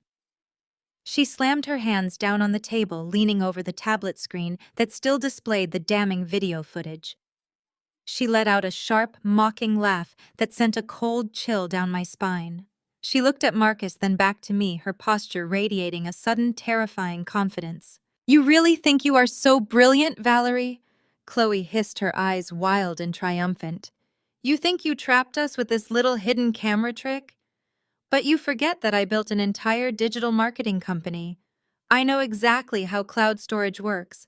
I knew you were acting far too confident when you kicked us out of the house yesterday. I knew you had to have some kind of leverage hidden away on a server somewhere. So I hired a private cybersecurity contractor last night. A real professional who operates completely off the grid." Patricia and Richard stopped weeping, looking at their daughter with a sudden glimmer of desperate hope. Chloe reached across the table and aggressively tapped the glass screen of my tablet. "He bypassed your pathetic security protocols this morning while you were dealing with your accounting firm's suspension. He accessed your private drives, your backup folders, and your cloud servers. He wiped everything. He completely scrubbed the original files and corrupted the backups." She smiled a wicked, terrifying grin that made my blood run cold. "That video on your screen is just a cached phantom, Valerie. The moment you close that application, it deletes forever. It is gone, Valerie.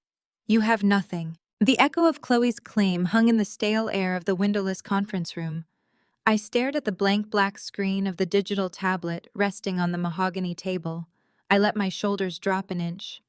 I allowed the rigid line of my spine to soften, exhaling a long, shaky breath that sounded exactly like complete and utter defeat. I lowered my eyes to my lap, staring at my folded hands, and let a mask of crushing despair wash over my features. Marcus, catching my subtle physical cue with the practiced ease of a veteran litigator, played his part flawlessly. He stiffened his jaw, clenching, as he abruptly reached forward and snapped his leather briefcase shut with a sharp, frustrated crack. He ran a hand over his face, projecting the image of a cornered lawyer who realized his star witness had just lost their only piece of leverage. Patricia let out a loud theatrical gasp of pure relief. She slumped back into the heavy cushions of her leather chair, pressing her manicured hand against her chest as if she had just survived a near-fatal heart attack. The fake tears instantly vanished, replaced by a flush of triumphant color. Richard mirrored her reaction, his entire posture expanding. The terrified, stammering old man was gone in a fraction of a second. His chest puffed out under his tailored suit jacket, and he smoothed his silk tie with agonizing slowness. The predatory, arrogant country club patriarch had returned, empowered by his youngest daughter's ruthless digital sabotage. "You actually thought you could outsmart us?" Richard sneered, his voice dripping with condescension as he leaned heavily over the table. "You thought you could waltz in here with your little corporate accounting tricks and steal what rightfully belongs to this family? You are completely out of your depth, Valerie. You always have been." Chloe strutted around the edge of the conference table, her high heels clicking sharply against the floorboards. The frantic, pleading woman who had just offered to send her own mother to federal prison had evaporated completely. Seeing that the threat was neutralized, she instantly realigned herself with her parents, seamlessly shifting her viciousness back onto me. Her sociopathic ability to pivot based purely on self-preservation was staggering but utterly predictable. "This little game is officially over," Chloe declared, stopping right next to my chair and looking down at me with unadulterated disgust. "You tried to ruin my brand. You tried to ruin my life, but I am always one step ahead of you." Patricia stood up, walking over to wrap her arm around Chloe's shoulders. She completely ignored the fact that her precious golden child had just offered to serve as the star witness for her criminal prosecution. In the Brooks family, survival excused all betrayals as long as the ultimate target remained the family scapegoat. "We are going to dictate the terms now," Patricia stated, pointing a rigid finger at my face. "You are going to call your legal team immediately and lift the federal injunction. You are going to release the frozen $785,000 back into Chloe's corporate account by the end of the business day." Richard stood up to join them, forming a united, towering wall of hostility across the table. "And that is just the beginning," he added, his voice dropping to a harsh, commanding register. "The Thanksgiving holiday is exactly 4 days away. You are going to come to the main estate for family dinner. You will arrive at exactly 6 o'clock. You will bring the physical deed to the East Wing, and you will bring the signed release forms from the federal judge terminating your corporate landlord status. You will legally sign the property back over to us before the turkey is carved. And if I refuse," I asked, keeping my voice small, perfectly mimicking the tone of a broken, defeated daughter. Richard let out a dark, booming laugh. "If you refuse, Valerie, I will make one more phone call to Arthur Pendleton. I will tell him you attempted to blackmail us with fabricated digital evidence. I will have you permanently terminated, stripped of your CPA license, and I will personally press charges against you for corporate espionage and targeted harassment. You will lose everything you have ever worked for.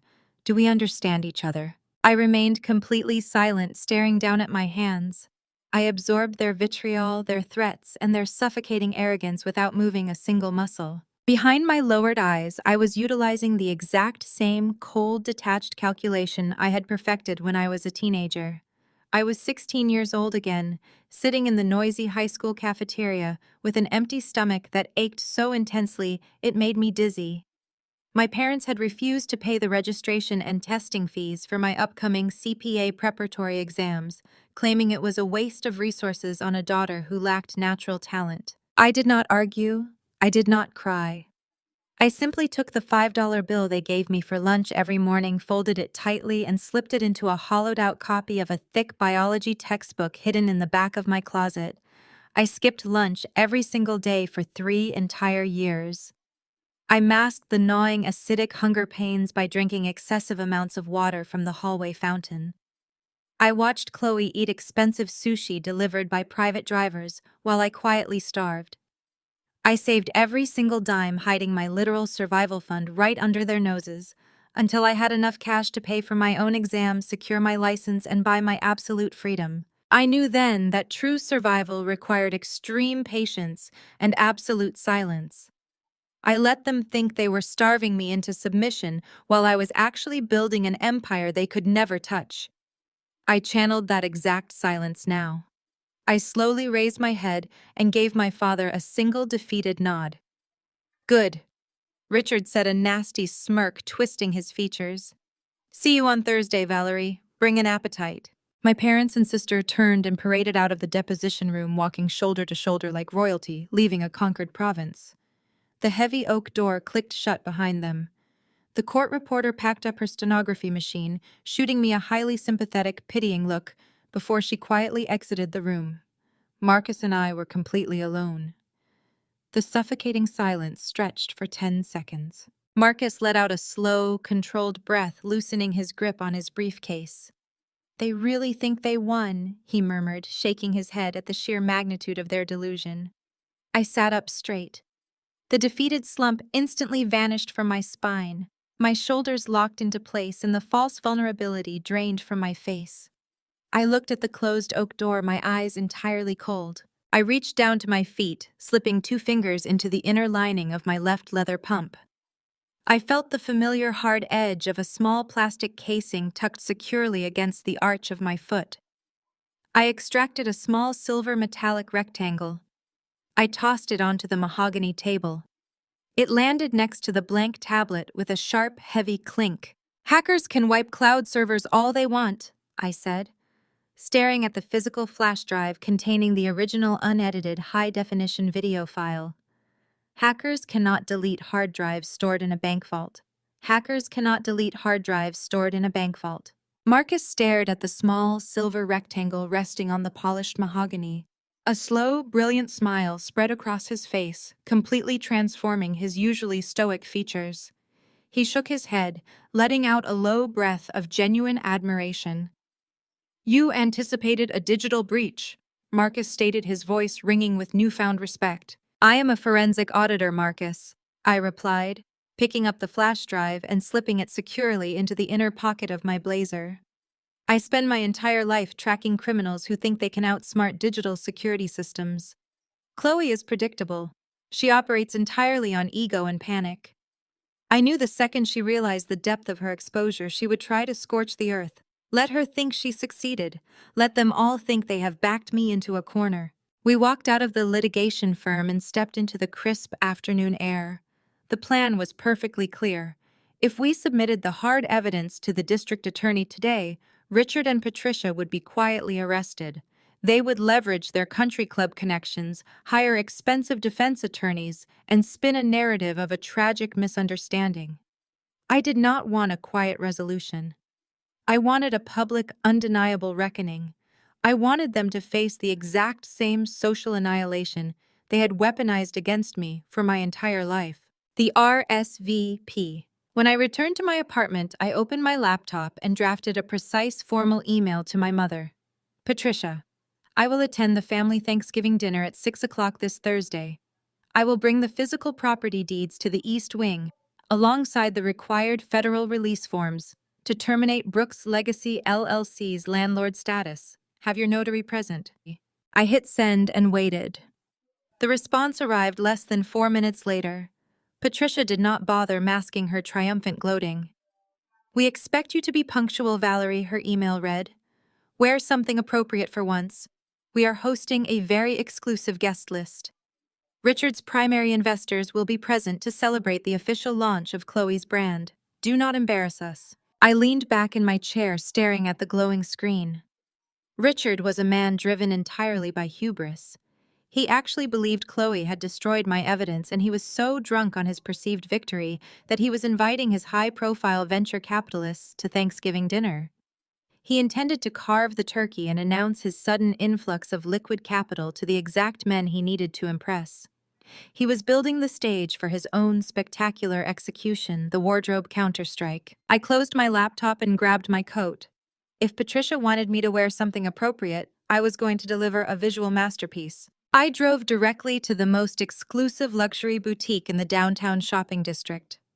I bypassed the standard business wear and walked straight toward the evening gowns.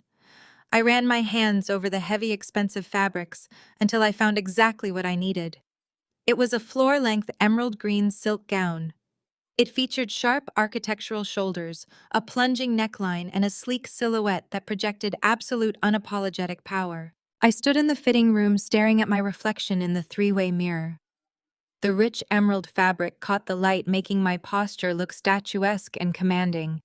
The woman looking back at me was a corporate titan ready for war. The sheer elegance of the silk triggered a sharp, bitter memory. I was 14 years old, standing in the middle of a brightly lit discount department store. Patricia was holding up a cheap, itchy mustard yellow sweater that smelled faintly of industrial chemicals. It was completely shapeless and 2 sizes too large. "Put this in the cart," Patricia had commanded, tossing the ugly garment at my chest. I had looked over at Chloe, who was twirling in front of a mirror, wearing a custom-tailored, sparkling white tulle dress Patricia had specially ordered from a boutique in New York. "Can I get a dress for the holiday party too?" I had asked, my voice barely a whisper. Patricia had scoffed, looking me up and down with absolute disdain. "Do not be ridiculous, Valerie. You have a very practical, sturdy look. Dresses like that are meant for girls who know how to shine. Just put the sweater on and stay in the background. Let your sister be the pretty one." For a decade, I wore those shapeless, itchy sweaters to every family event. I hid in the background, making myself small, invisible, and completely unthreatening so Chloe could stand in the spotlight. I absorbed their insults and their condescension while meticulously saving my lunch money to pay for my own accounting exams. I learned to weaponize my invisibility. I stepped out of the boutique fitting room and handed the emerald dress to the sales associate. "I am wearing this to a funeral," I said, handing over my platinum corporate card. "I need it tailored by Wednesday morning, the final piece." I met Marcus at a quiet cafe near the courthouse the following afternoon. I slid a sleek leather-bound folder across the table. It contained the printed transfer deeds, the federal release forms, and a pristine high-resolution tablet pre-loaded with the unedited nanny camera footage sourced directly from the physical hard drive. "They're expecting me to surrender the estate before the main course," I said, taking a slow sip of my black coffee. "Richard invited 3 of his biggest investors. He is going to use the signed deeds to prove he has the collateral to back Chloe's brand. He wants an audience to watch me fail." Marcus opened the folder, his eyes scanning the documents with clinical precision. He looked up, his dark eyes sharp and highly focused. "You are walking into a room full of hostile predators, Valerie. They are going to attempt to intimidate you into signing these documents before you even sit down at the table. They will use the presence of their investors to force your compliance." "I know," I replied, meeting his gaze steadily. "That is why I am not walking in alone. I need my official legal counsel present to verify the transfer documents. I need you to stand beside me when I hand Richard the pen." Marcus closed the leather folder. A dangerous, brilliant smile spread across his face, his eyes lighting up with the thrill of the impending confrontation. He reached into his suit pocket and pulled out his gold monogrammed pen, resting it on top of the legal documents. "I would not miss this Thanksgiving for the world," Marcus said. "I would not miss this Thanksgiving for the world," Marcus said. We left the cafe and immediately transitioned from defense to offense. The following 48 hours were a blur of meticulous, cold-blooded preparation. I did not just want my parents to lose the estate. I wanted to ensure their financial and social annihilation was legally irreversible. On Tuesday morning, Marcus and I walked through the heavy glass doors of the federal building downtown. We bypassed the standard reception desks and took the elevator directly to the 7th-floor home to the FBI White-Collar Crime Division. Special Agent Miller was waiting for us in a soundproof briefing room. He was a veteran investigator who specialized in high-net-worth asset theft and corporate embezzlement. I opened my leather briefcase and slid a 6-inch thick binder across the metal table. The unedited nanny camera footage was the undeniable visual proof of their conspiracy, but federal prosecutors needed a concrete financial trail to secure an indictment. I had spent the last 3 days tracing every single digital footprint my parents had attempted to hide. I aligned the banking documentation on the table, creating a chronological map of their staggering arrogance. I showed Agent Miller the initial unauthorized authorization forms my father had submitted to the estate trust. I laid out the heavily encrypted wire transfer receipts, highlighting exactly how the $785,000 had been illegally routed through a shell corporation in the Cayman Islands before bouncing back into Chloe's domestic business accounts. They did not just steal from a family trust, I explained, tapping the offshore routing numbers with the tip of my pen. They crossed international jurisdictions to launder the stolen capital, effectively committing federal wire fraud. They attempted to mask the origin of the funds to avoid corporate tax penalties, which triggered a secondary violation of federal tax codes. Agent Miller reviewed the heavily documented paper trail, his eyes narrowing as he connected the dots. He looked at the physical flash drive containing their recorded perjury, then back to the mountain of banking evidence. The trap was undeniable. He assured us that the district attorney would have the sealed indictment ready by Friday morning, less than 12 hours after my family planned to carve their Thanksgiving turkey. With the federal machinery officially in motion, I felt a sudden desperate need for silence. I left Marcus at the federal building and drove to the outskirts of the city. The sky was the color of bruised iron as I pulled through the wrought iron gates of the cemetery. The late November wind bit through my wool coat, but I barely felt the cold. I walked down the manicured stone paths until I reached a quiet plot shadowed by a massive ancient oak tree. I stopped in front of Grandpa Henry's polished granite headstone. I did not bring flowers. Grandpa Henry hated flowers. He considered them a frivolous waste of money that looked pretty for a few days before inevitably rotting. Instead, I reached into my coat pocket and pulled out a single premium Cohiba cigar. I knelt on the freezing grass and placed it gently on the top edge of the headstone. I stood there in the absolute stillness, letting the memories wash over me. In his final years, my parents had treated Grandpa Henry like an embarrassing burden. Patricia complained endlessly about the smell of his cigars and the volume of his television. Richard had actively avoided him, too impatient to deal with the slow, deliberate pace of a man who was nearing the end of his life. When his health began to fail, they abandoned him to the care of hired nurses eager to expedite their inheritance. I was the only one who sat with him in his study, learning about complex market trends, appreciating the empire he had built from absolute scratch. He had seen right through Chloe's superficial charm and my parents' aggressive entitlement.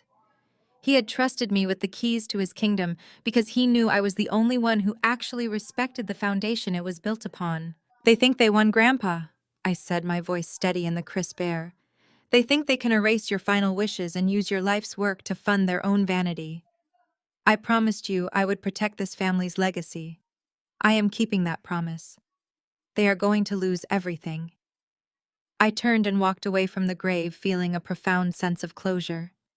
The emotional weight of the betrayal had completely evaporated, replaced by the clinical precision of an executioner. By Wednesday morning, the eve of Thanksgiving, the pieces were perfectly aligned. I was standing in my apartment, carefully steaming the emerald green silk gown I would wear to my parents' estate. The rich, luxurious fabric slipped through my fingers. It was the exact opposite of the cheap, ill-fitting mustard yellow sweaters Patricia used to force me to wear to family events. I was no longer the invisible, frumpy scapegoat designed to make Chloe shine. I was walking into their dining room as an equal, and I was going to tear their world apart. My phone vibrated sharply on the kitchen counter. It was a specialized financial alert from the corporate tracking software I had quietly installed to monitor Chloe's public business filings. A second later, Marcus called. I answered the phone on the first ring. "Tell me you are seeing this," Marcus said, his voice vibrating with a mixture of disbelief and absolute elation. "I am looking at the alert right now," I replied, staring at the screen. Richard's arrogance had just reached a fatal, irreversible threshold. Rather than waiting for me to surrender the estate on Thanksgiving, he had preemptively moved forward with his venture capital pitch. The alert confirmed that my parents and Chloe had just signed a massive $5 million leverage deal to permanently finance Chloe's luxury lifestyle brand. To secure the massive line of credit, the high-profile venture capitalists had required immediate proof of collateral. Richard had legally submitted the frozen $785,000 as proof of liquid capital, assuming I would unfreeze the accounts tomorrow.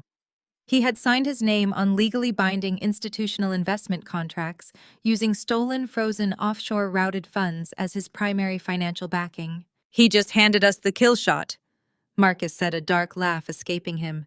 He leveraged stolen trust money to secure institutional banking capital. It elevates the entire conspiracy to massive Tier 1 corporate bank fraud. The investors are going to be sitting at that dinner table tomorrow, expecting to toast to their new partnership. I smiled, turning back to look at the immaculate emerald gown hanging in my bedroom.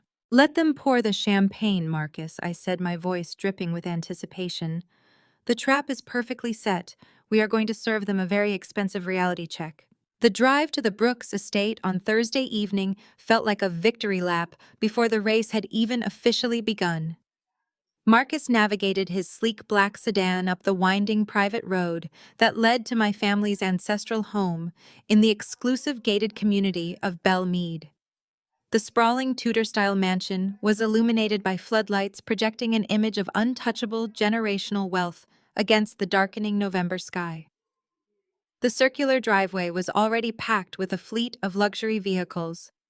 Bentleys, Aston Martins, and imported sports cars gleamed under the heavy security lights. Richard had spared absolutely no expense to impress his new financial partners. Marcus parked the car and killed the engine. He turned to me, his hands resting lightly on the steering wheel, and offered a single approving nod. "You look like a woman who is about to buy the entire neighborhood," he noted smoothly. I glanced down at the emerald green silk gown pooling elegantly around my legs. The fabric caught the dim interior light of the car, radiating a quiet, dangerous power.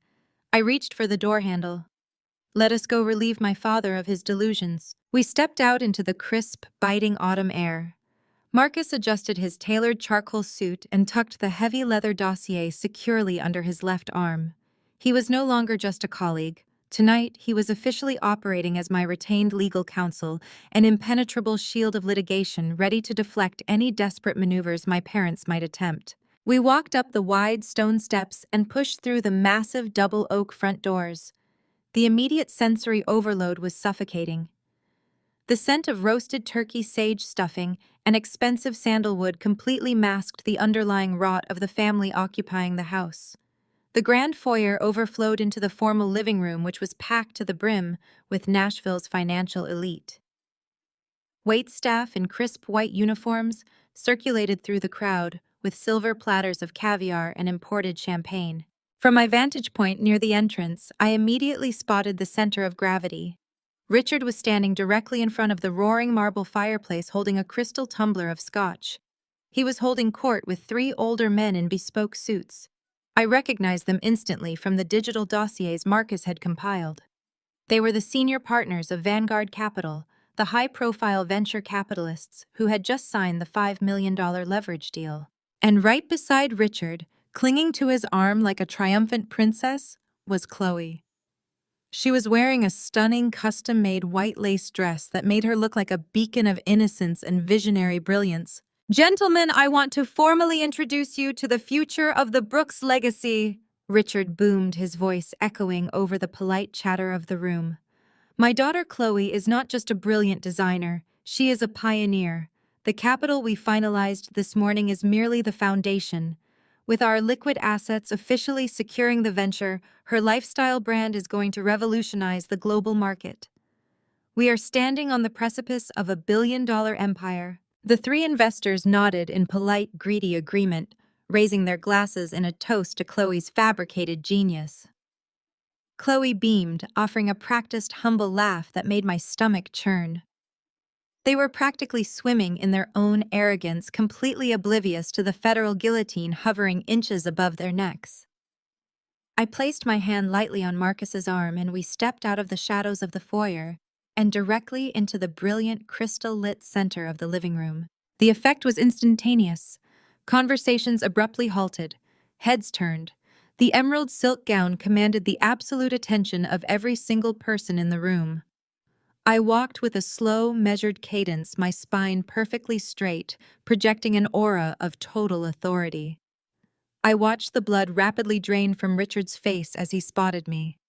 Chloe's triumphant smile instantly collapsed into a mask of pure panic. Before we could take another 3 steps toward the fireplace, a frantic blur of motion intercepted us. Patricia materialized out of the crowd, her eyes wide with a mixture of shock and immediate visceral fury. She stared at my designer gown, her jaw tightening as her brain short-circuited. For a decade, she had carefully curated my public humiliation, forcing me to fade into the background so her golden child could shine. Seeing me command a room was a direct threat to her psychological control. Valerie, Patricia hissed, keeping her voice low so the investors would not hear her venom. What in God's name are you wearing? You look ridiculous. You are drawing attention away from your sister. I am simply dressing for the occasion, Patricia, I replied, my voice cool and entirely devoid of emotion. Patricia's eyes darted frantically toward the fireplace. She saw the venture capitalists watching the exchange with mild curiosity. Her survival instinct demanded that she immediately put me back in my designated place. She needed to publicly diminish me to re-establish the hierarchy in front of her wealthy guests. She reached out and aggressively grabbed a heavy silver serving tray from a passing waiter. The tray was loaded with 6 full crystal champagne flutes. She shoved the heavy silver platter directly toward my chest. "Stop parading around and make yourself useful," Patricia commanded, her tone dripping with absolute condescension. "Take this tray. Go around the room and serve the guests. And when you are finished, go wait in the kitchen until your father is ready for you in the study. Do not embarrass us tonight." I looked down at the tray being shoved into my hands. A vivid, suffocating memory hit me with the force of a physical blow. Every single Thanksgiving, every Christmas, every family celebration of my entire life had played out exactly like this. While Chloe sat at the main table laughing with her friends and opening expensive gifts, Patricia would force a stained apron over my cheap, itchy sweaters. I would spend the entire night in the sweltering kitchen, washing dishes, plating appetizers, and serving drinks to people who looked right through me. I was the unpaid, unloved servant in my own home. They had conditioned me to believe that my only value was in my absolute submission to their comfort. I looked up from the silver platter and locked eyes with my mother. I saw the desperate, petty cruelty swimming in her gaze. I felt Marcus step slightly closer to me, a silent pillar of support. I reached out and placed my hands firmly on the edges of the heavy silver tray. Patricia smiled a brief, nasty smirk of victory, assuming I was capitulating to her demand. She released her grip. I held the tray suspended in the air for one singular agonizing second. I looked directly into Patricia's triumphant eyes. Then I simply opened my hands. The heavy silver platter plummeted toward the imported marble floor. The impact was deafening. The crash of shattering crystal echoed like a gunshot through the silent living room. Expensive vintage champagne splashed across the pristine white rugs and splattered violently against the hem of Patricia's designer dress. A collective gasp ripped through the room. The string quartet stopped playing in the corner. The wealthy investors froze, their glasses suspended halfway to their mouths. Richard turned a terrifying shade of purple, stepping away from the fireplace in pure shock. Patricia shrieked, jumping backward as the shards of broken crystal rained across her expensive heels. She looked up at me, her face contorted in absolute horror. "Are you insane?" she screamed, completely abandoning her high society facade. I stepped effortlessly over the shattered glass, closing the distance between us. The emerald silk dragged beautifully through the spilled champagne. I did not blink. I did not flinch. I kept my voice perfectly level, ensuring every single powerful investor in the room heard my exact words. "I am not here to serve Mother," I announced loudly. "I am here to close a deal." The entire room fell into a suffocating, breathless silence. The only sound was the delicate crystalline dripping of vintage champagne, cascading off the edge of the silver platter and pooling onto the imported marble floor. The three senior partners from Vanguard Capital men, who controlled billions in institutional wealth, stood completely frozen by the roaring fireplace. Their polite, socially calculated smiles dissolved into expressions of profound alarm. Patricia remained paralyzed, staring at her ruined designer heels, as if the entire fabric of her constructed reality had just shattered alongside the glass. I did not wait for her to recover. I stepped smoothly over the wreckage, the heavy silk of my emerald gown gliding over the damp marble. I bypassed my mother entirely and made a direct, unhurried line for the absolute head of the formal dining table. Marcus shadowed my every step, his broad shoulders and immaculate charcoal suit acting as a physical barricade against anyone foolish enough to intervene. We moved with the synchronized precision of an execution squad. Richard's face underwent a terrifying metamorphosis. The smug, jovial patriarch vanished, replaced by a man staring down the barrel of a loaded gun. His jaw clenched so tightly I could see the muscles jumping beneath his skin. But Richard Brooks was a master manipulator, and survival was his only instinct. He placed his scotch glass on the mantelpiece with a sharp click and forced a booming, aggressively warm laugh that echoed harshly off the vaulted ceilings. He turned back to his investors, spreading his arms wide in a gesture of paternal indulgence. "Gentlemen, I must sincerely apologize for the theatrics," Richard declared, his voice dripping with forced, sugary condescension. "This is my eldest daughter, Valerie. She has always possessed a rather exhausting flair for the dramatic. We are currently navigating a minor, somewhat tedious family dispute regarding a piece of inherited real estate. Please excuse her outburst. We will handle this private matter in the study." I stopped exactly 2 feet away from him, planting myself at the head of the table. I looked directly past my father, locking eyes with the lead Vanguard investor. "There is absolutely nothing private about federal bank fraud, Richard," I stated. My voice was completely level, carrying clearly across the silent room. The three Vanguard partners instantly went rigid.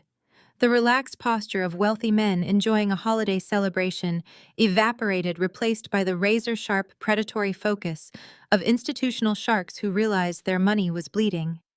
The lead investor, a tall man with silver hair, took a deliberate step away from the fireplace.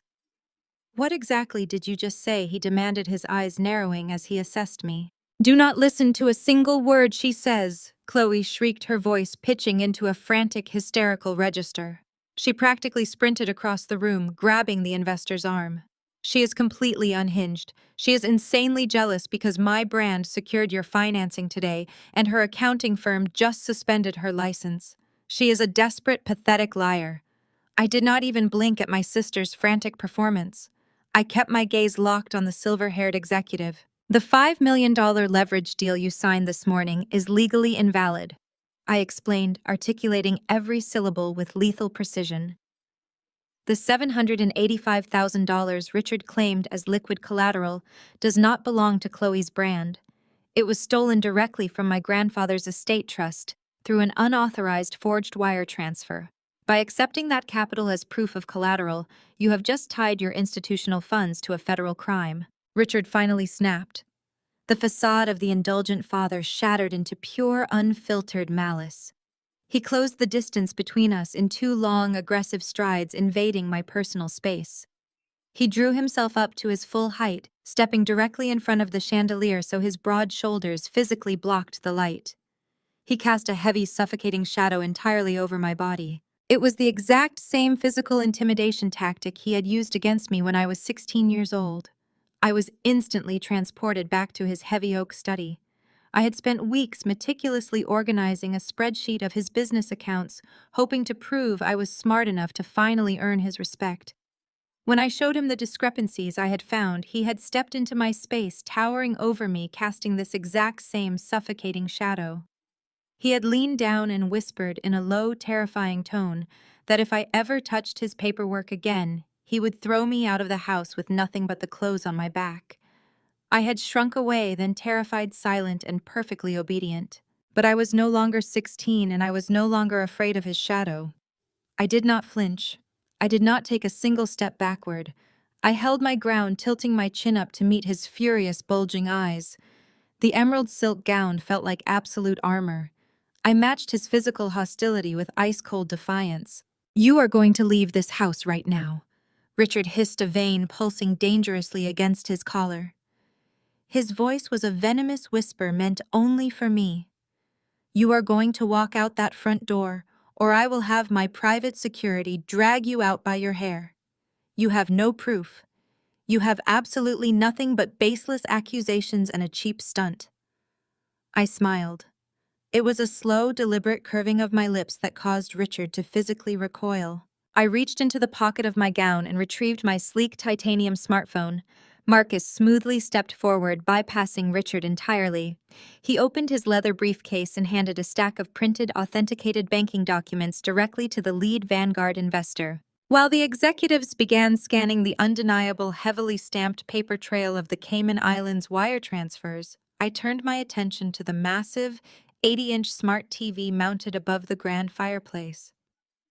Richard had the screen displaying a looping high-definition promotional slideshow of Chloe's new brand logos, ensuring his investors were constantly immersed in her fabricated success. I tapped the screen of my phone, utilizing a local network bypass application I had prepared in the car. The branding slideshow vanished instantly. The massive screen went pitch black for one terrifying second. Then the unedited high-definition nanny camera footage flickered to life. The audio piped perfectly through the room's surround sound system. Every single person in the living room watched in stunned silence as a digital, larger-than-life version of Chloe held an ink pad, pressing her comatose grandfather's thumb onto the trust transfer documents. The crisp, amplified sound of Patricia's voice echoed off the marble walls, urging Chloe to press harder before the hospice nurse returned. The undeniable evidence of their felony played on an endless loop, casting a cold digital glow over the ruined Thanksgiving dinner. The absolute silence in the room lasted for exactly 5 agonizing seconds before the reality of the situation detonated. The lead investor from Vanguard Capital, a man whose entire lucrative career depended on immaculate risk assessment and flawless regulatory compliance, physically recoiled from Richard. He dropped the authenticated banking documents onto the champagne-soaked marble floor, as if the heavy paper itself was highly radioactive. "This is a federal crime!" Arthur barked, his sophisticated veneer completely evaporating as panic seized his features. "You secured institutional capital using a forged trust transfer. You committed massive wire fraud, and you deliberately tried to make Vanguard Capital an unwitting accomplice to an international money laundering scheme." Richard scrambled forward, his hands raised in a desperate, placating gesture, completely ignoring the massive screen behind him.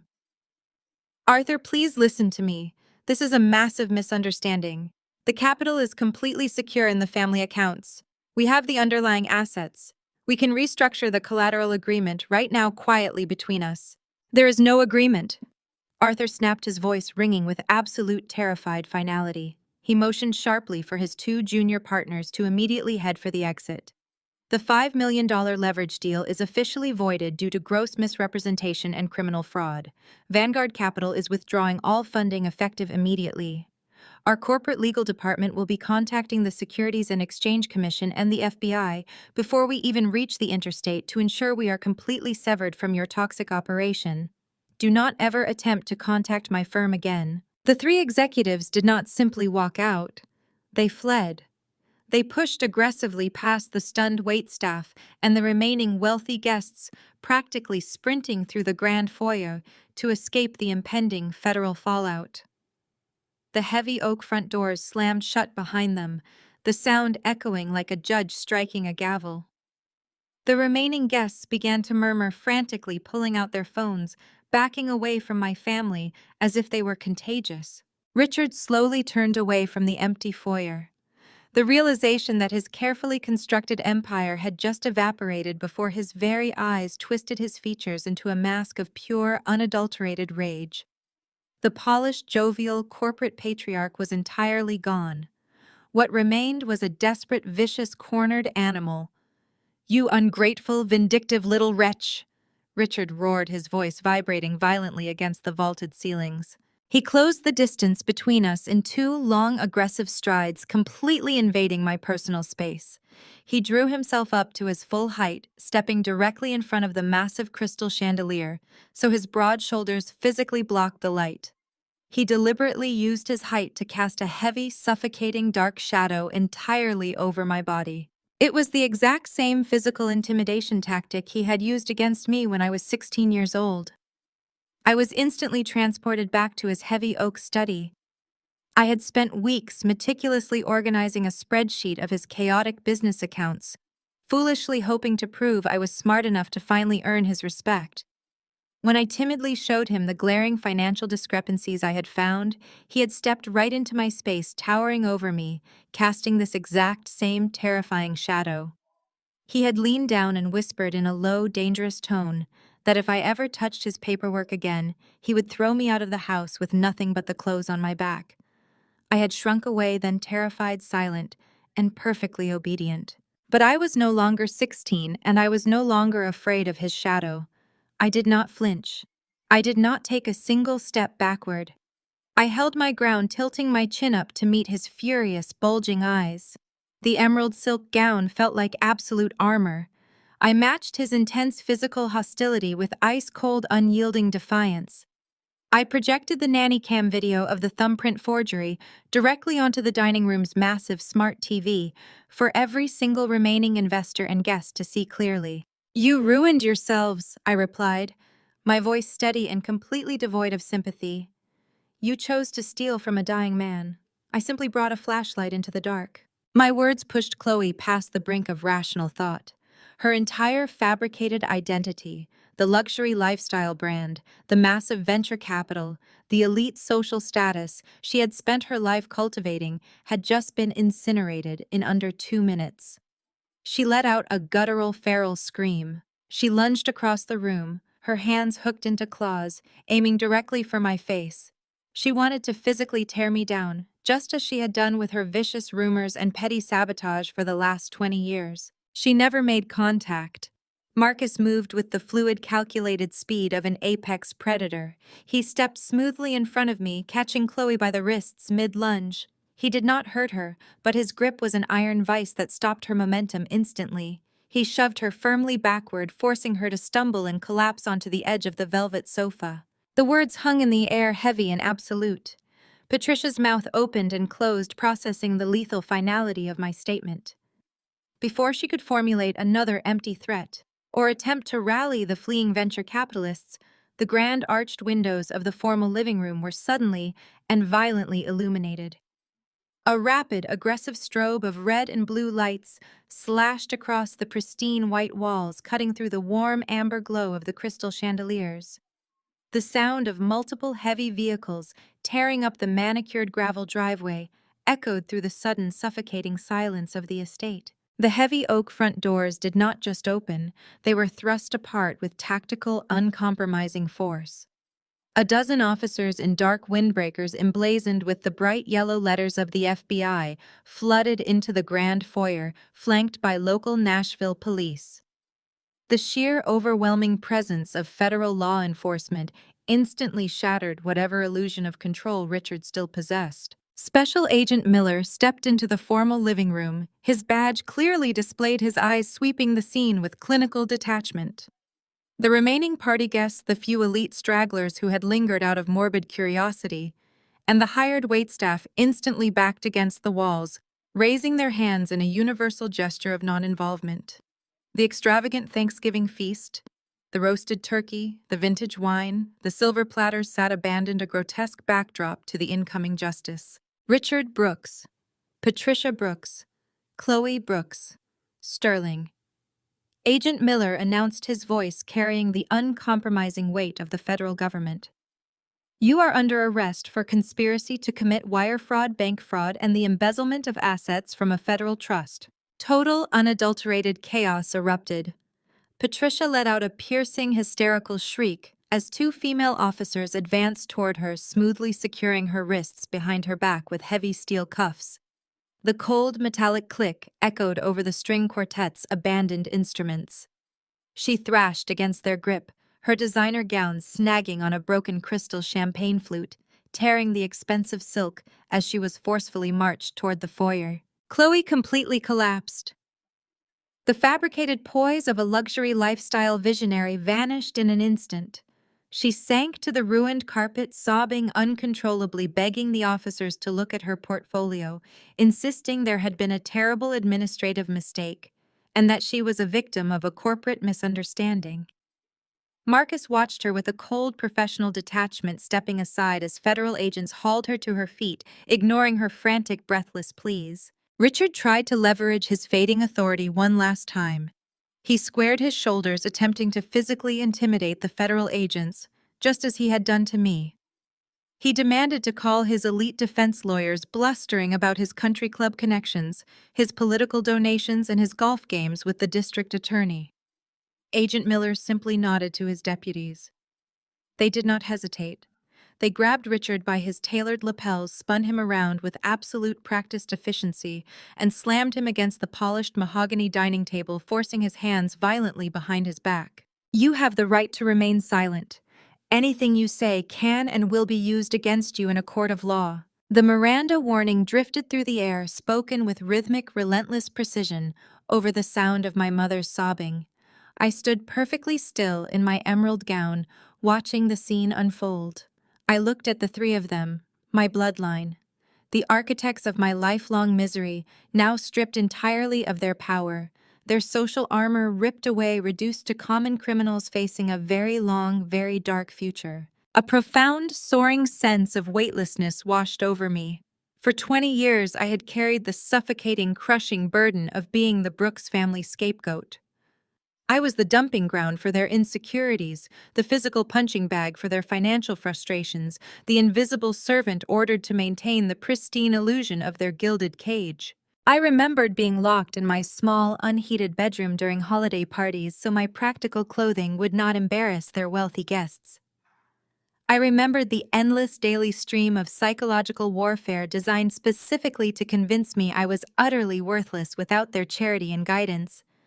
I remembered being told that my accounting degree was a blue-collar joke, that I lacked the pedigree to ever sit at the main table. Those heavy, invisible chains had dictated every decision of my early life, keeping me submissive, keeping me quiet. Watching the cold steel cuffs lock securely around Richard's wrists, listening to the federal agents read them their rights, I felt those generational chains violently shatter. They had never been superior. They had never possessed a higher intellect or a better moral compass. They were just louder, and they had fatally mistaken my quiet, enduring silence for weakness. I had not just survived their decades of abuse. I had learned from it. I had weaponized my invisibility, dismantled their fraudulent empire piece by piece, and orchestrated their absolute, highly public destruction. The federal agents began the perp walk, marching my family toward the front doors and the waiting fleet of flashing cruisers. As they dragged Richard past the spot where I stood, the remaining shreds of his colossal ego finally broke. The reality of a federal holding cell, the loss of his immaculate reputation, the complete evaporation of his stolen wealth hit him with a crushing, undeniable force. He stopped digging his expensive shoes into the carpet, fighting against the agent's grip, and looked directly at me. The arrogant, towering tyrant was completely gone. In his place was a desperate, terrified, broken old man. "Valerie, please." Richard begged, his voice cracking, entirely devoid of pride or malice. "You have the estate accounts. You have the liquid capital. You are the only one who can fix this. You have to post our bail. You cannot let them leave us in a cage over the holiday weekend. We are your family. We are your blood. You owe us your support." I looked down at the man who had spent a lifetime trying to erase my existence. I did not feel an ounce of pity, nor did I feel the need to scream. The victory was in the absolute silence of my soul.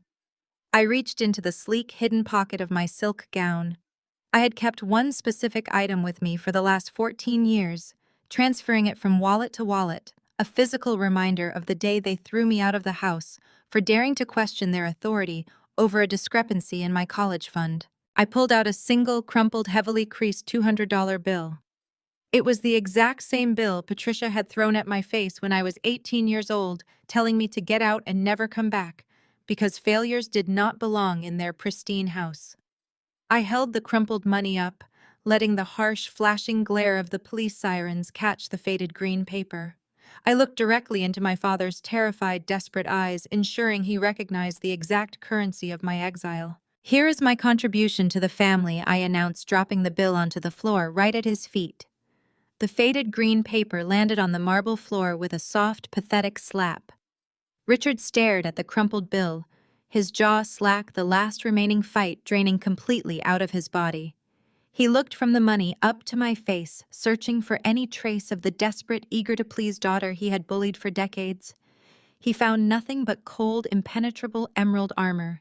Agent Miller did not give him another second to process the poetry of his downfall. He shoved Richard firmly forward, marching the former titan of industry through his own grand foyer, like a common street thug. Patricia was already outside, her hysterical screams echoing across the manicured lawn as two agents forced her into the back of a black federal SUV. The heavy doors slammed shut in rapid succession. The convoy of law enforcement vehicles accelerated down the long gravel driveway, their spinning red and blue lights painting the mansion walls with aggressive rhythmic flashes until they finally vanished beyond the iron gates. The heavy front doors remained wide open. A bitter November wind howled through the foyer, sweeping into the formal dining room and rustling the edges of the ruined champagne-soaked tablecloth. I stood in the center of the wreckage, the silence of the massive house settling around me like falling snow. Marcus stood 2 paces behind me, a silent, immovable sentinel casually fastening the brass clasps of his leather briefcase.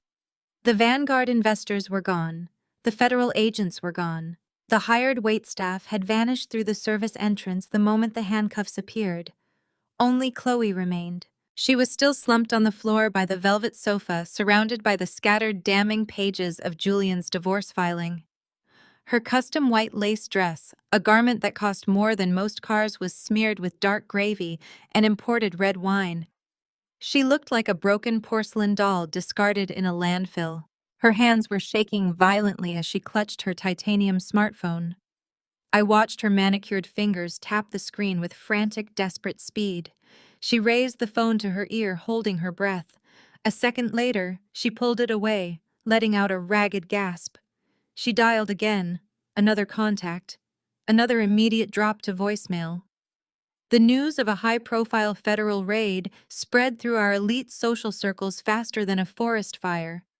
Her country club friends, her luxury brand managers, her socialite sycophants, they had all instantly severed ties. She was radioactive. Chloe dropped the phone. It clattered against the marble. She looked up, her breath hitching in her chest, her eyes wide with a feral, unadulterated panic. "Julian locked me out," Chloe gasped, her voice trembling so violently she could barely form the words. "The security desk at the penthouse just sent me an automated email. My keycard is deactivated. My platinum accounts are declining. I tried to book a suite at the Four Seasons and the card was rejected."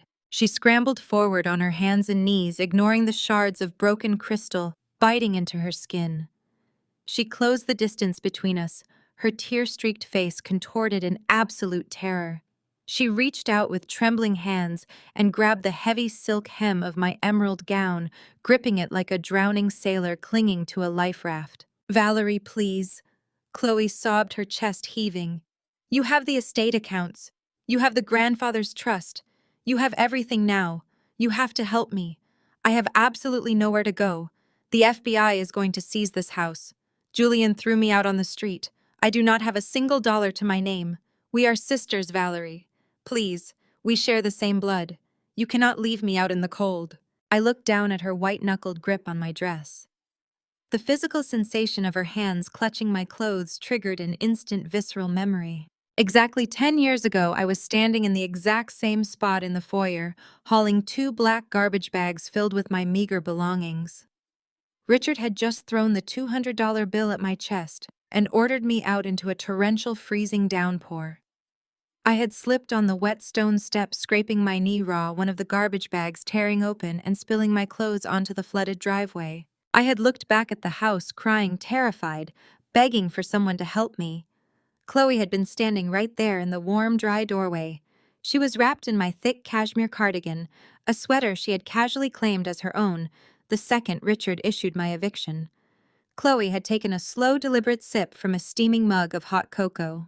She had looked at me bleeding in the freezing rain, offered a tiny, triumphant smirk, and simply pulled the heavy oak door shut, throwing the deadbolt with a resounding click. She had watched me break and felt nothing but satisfaction. I did not feel a single ounce of pity. I took a deliberate step backward, forcing the silk fabric of my gown to slip smoothly out of her desperate grasp. Chloe's hands hit the cold marble floor with a dull thud. "Blood is a biological coincidence, Chloe," I stated, my voice echoing coldly through the cavernous empty room. "It is not a blank check for treason." "But I am your family," Chloe wailed, fresh tears carving tracks through her ruined makeup. "You owe me your protection." "You did not care about family when you pressed a dying man's thumb onto a forged document to steal my future," I replied, my tone devoid of any emotion. "You did not care about blood when you smiled and watched them throw me into the street. You only care about family now because you have run out of victims to bleed dry." I reached into the small, beaded clutch Marcus handed to me. I extracted a plain, unbranded white card. Chloe's eyes tracked the movement, a pathetic spark of hope igniting in her tear-filled eyes. She thought it was a hotel keycard. She thought it was the contact information for a discreet wealth manager. She reached up eagerly, her hands trembling. I let the card slip from my fingers. It fluttered down, landing perfectly on the marble floor right next to her knee. Chloe snatched it up, bringing it close to her face to read the printed text. The spark of hope instantly died, replaced by absolute hollow horror. "That is the address for the downtown women's shelter on 4th Avenue, I explained, looking down at the ruined golden child of the Brooks family. "The intake desk is open until midnight. They provide a cot, a hot meal, and a locker for your belongings." Time to learn independence, Chloe. I turned my back on her for the final time. I walked out through the open oak doors, stepping into the freezing November night, with Marcus right beside me, leaving the shattered remains of the Brooks legacy behind us on the cold marble floor. I did not look back as the federal vehicles transported my parents away. 6 weeks later, the icy grip of winter had fully settled over the city, but my personal world had never felt brighter. I pushed open the heavy glass doors of my accounting firm, the familiar comforting scent of fresh paper and roasted coffee welcoming me back. My colleagues, the senior partners and junior associates, who had been forced to turn away from me under the severe threat of my father's manufactured scandal, now stood up from their respective desks. They offered warm, deeply apologetic smiles and sincere murmurs of welcome. The state licensing board had completely reinstated my credentials that very morning, issuing a formal written apology for the temporary suspension. Marcus had systematically and ruthlessly annihilated the fabricated embezzlement charges Richard and Chloe had planted against me. He had presented the unassailable digital forensics, proving my father had orchestrated the entire smear campaign, paying off a corrupt auditor to discredit my pristine record before I could uncover his massive trust fraud.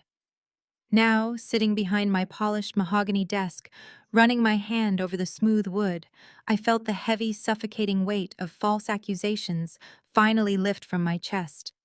My name was entirely cleared. My professional reputation was not just restored, it was fortified by the undeniable proof of my absolute integrity. The reality for Richard and Patricia was a stark, brutal, and highly public contrast. The federal judge presiding over their detention hearing had been utterly merciless. Richard had attempted to use his classic charm, smiling at the magistrate and insisting he was a pillar of the business community. The judge had simply read the transcript of the Cayman Islands wire transfers aloud to the packed courtroom. Citing the undeniable flight risk posed by their hidden offshore accounts and the sheer magnitude of their elder abuse, the judge had flatly denied bail. The society patriarch and his elegant wife had traded their custom-tailored Italian suits and imported silk gowns for standard-issue orange jumpsuits. They were currently sitting in separate federal holding facilities, awaiting a trial that carried a mandatory minimum sentence of 20 years. Their sprawling mansion, the site of so much psychological warfare and manufactured perfection, had been officially seized by federal authorities and was currently wrapped in bright yellow crime scene tape. With the accounting firm entirely secured and my professional life back on track, I turned my absolute attention to the only piece of family legacy worth saving. The deed to Grandpa Henry's sprawling historic estate now officially bore my name. Walking through the front door of his house for the first time as the sole undisputed owner was a profound experience, but the interior still bore the toxic, oppressive fingerprints of my parents. Years ago, under the guise of helping him manage his declining affairs, Richard and Patricia had forcibly redecorated the entire first floor. They had replaced his cheerful sunlit decor with heavy, suffocating maroon velvet drapes, dark, imposing oak furniture, and grim, pretentious portraits that completely drained the life out of every room. I did not waste a single day. I hired a local demolition crew and we systematically stripped the house bare. We tore down the heavy drapes, allowing the brilliant, unfiltered winter sunlight to flood through the massive bay windows for the first time in a decade. I watched with immense quiet satisfaction as the movers hauled away the dark, oppressive dining table where Richard used to sit and belittle my career choices during forced family visits. We stripped the dark patterned wallpaper that Patricia had insisted was elegant, revealing the clean, bright plaster beneath. It was a physical exorcism. With every piece of heavy furniture removed, I felt another link in the chain of my scapegoating shatter. I remembered being 12 years old, sitting rigidly on one of those uncomfortable velvet sofas, crying silently, while my mother told me my artwork was messy and unacceptable, while Chloe was loudly praised for simply existing. My parents had designed this environment to intimidate and control, to remind everyone who entered exactly who held the power. I was erasing their influence, reclaiming the space my grandfather had loved, and rebuilding it entirely on my own terms. I filled the newly brightened rooms with vibrant contemporary art, soft inviting textiles, and thriving green plants. The house finally breathed again. I stepped out onto the wraparound front porch early on a crisp Tuesday morning. The air was sharp and cold, but I was wrapped in a thick, comfortable knitted sweater. I sat down on the wooden porch swing, the gentle creaking sound harmonizing perfectly with the distant calls of morning birds. I held a steaming mug of black coffee in one hand, letting the comforting warmth seep into my skin. I picked up my titanium smartphone from the small wicker table beside me. I opened my banking application.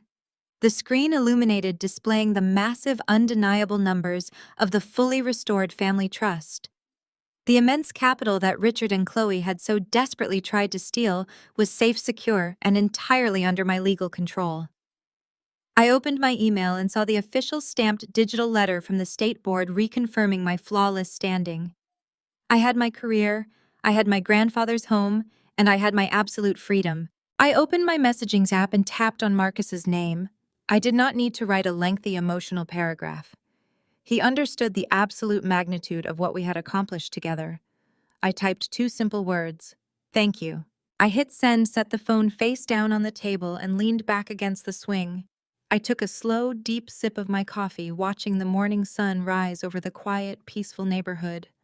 The generational curse of manipulation, the endless, toxic competition, the cruel, systematic abuse of the golden child and the scapegoat, it was all permanently dismantled.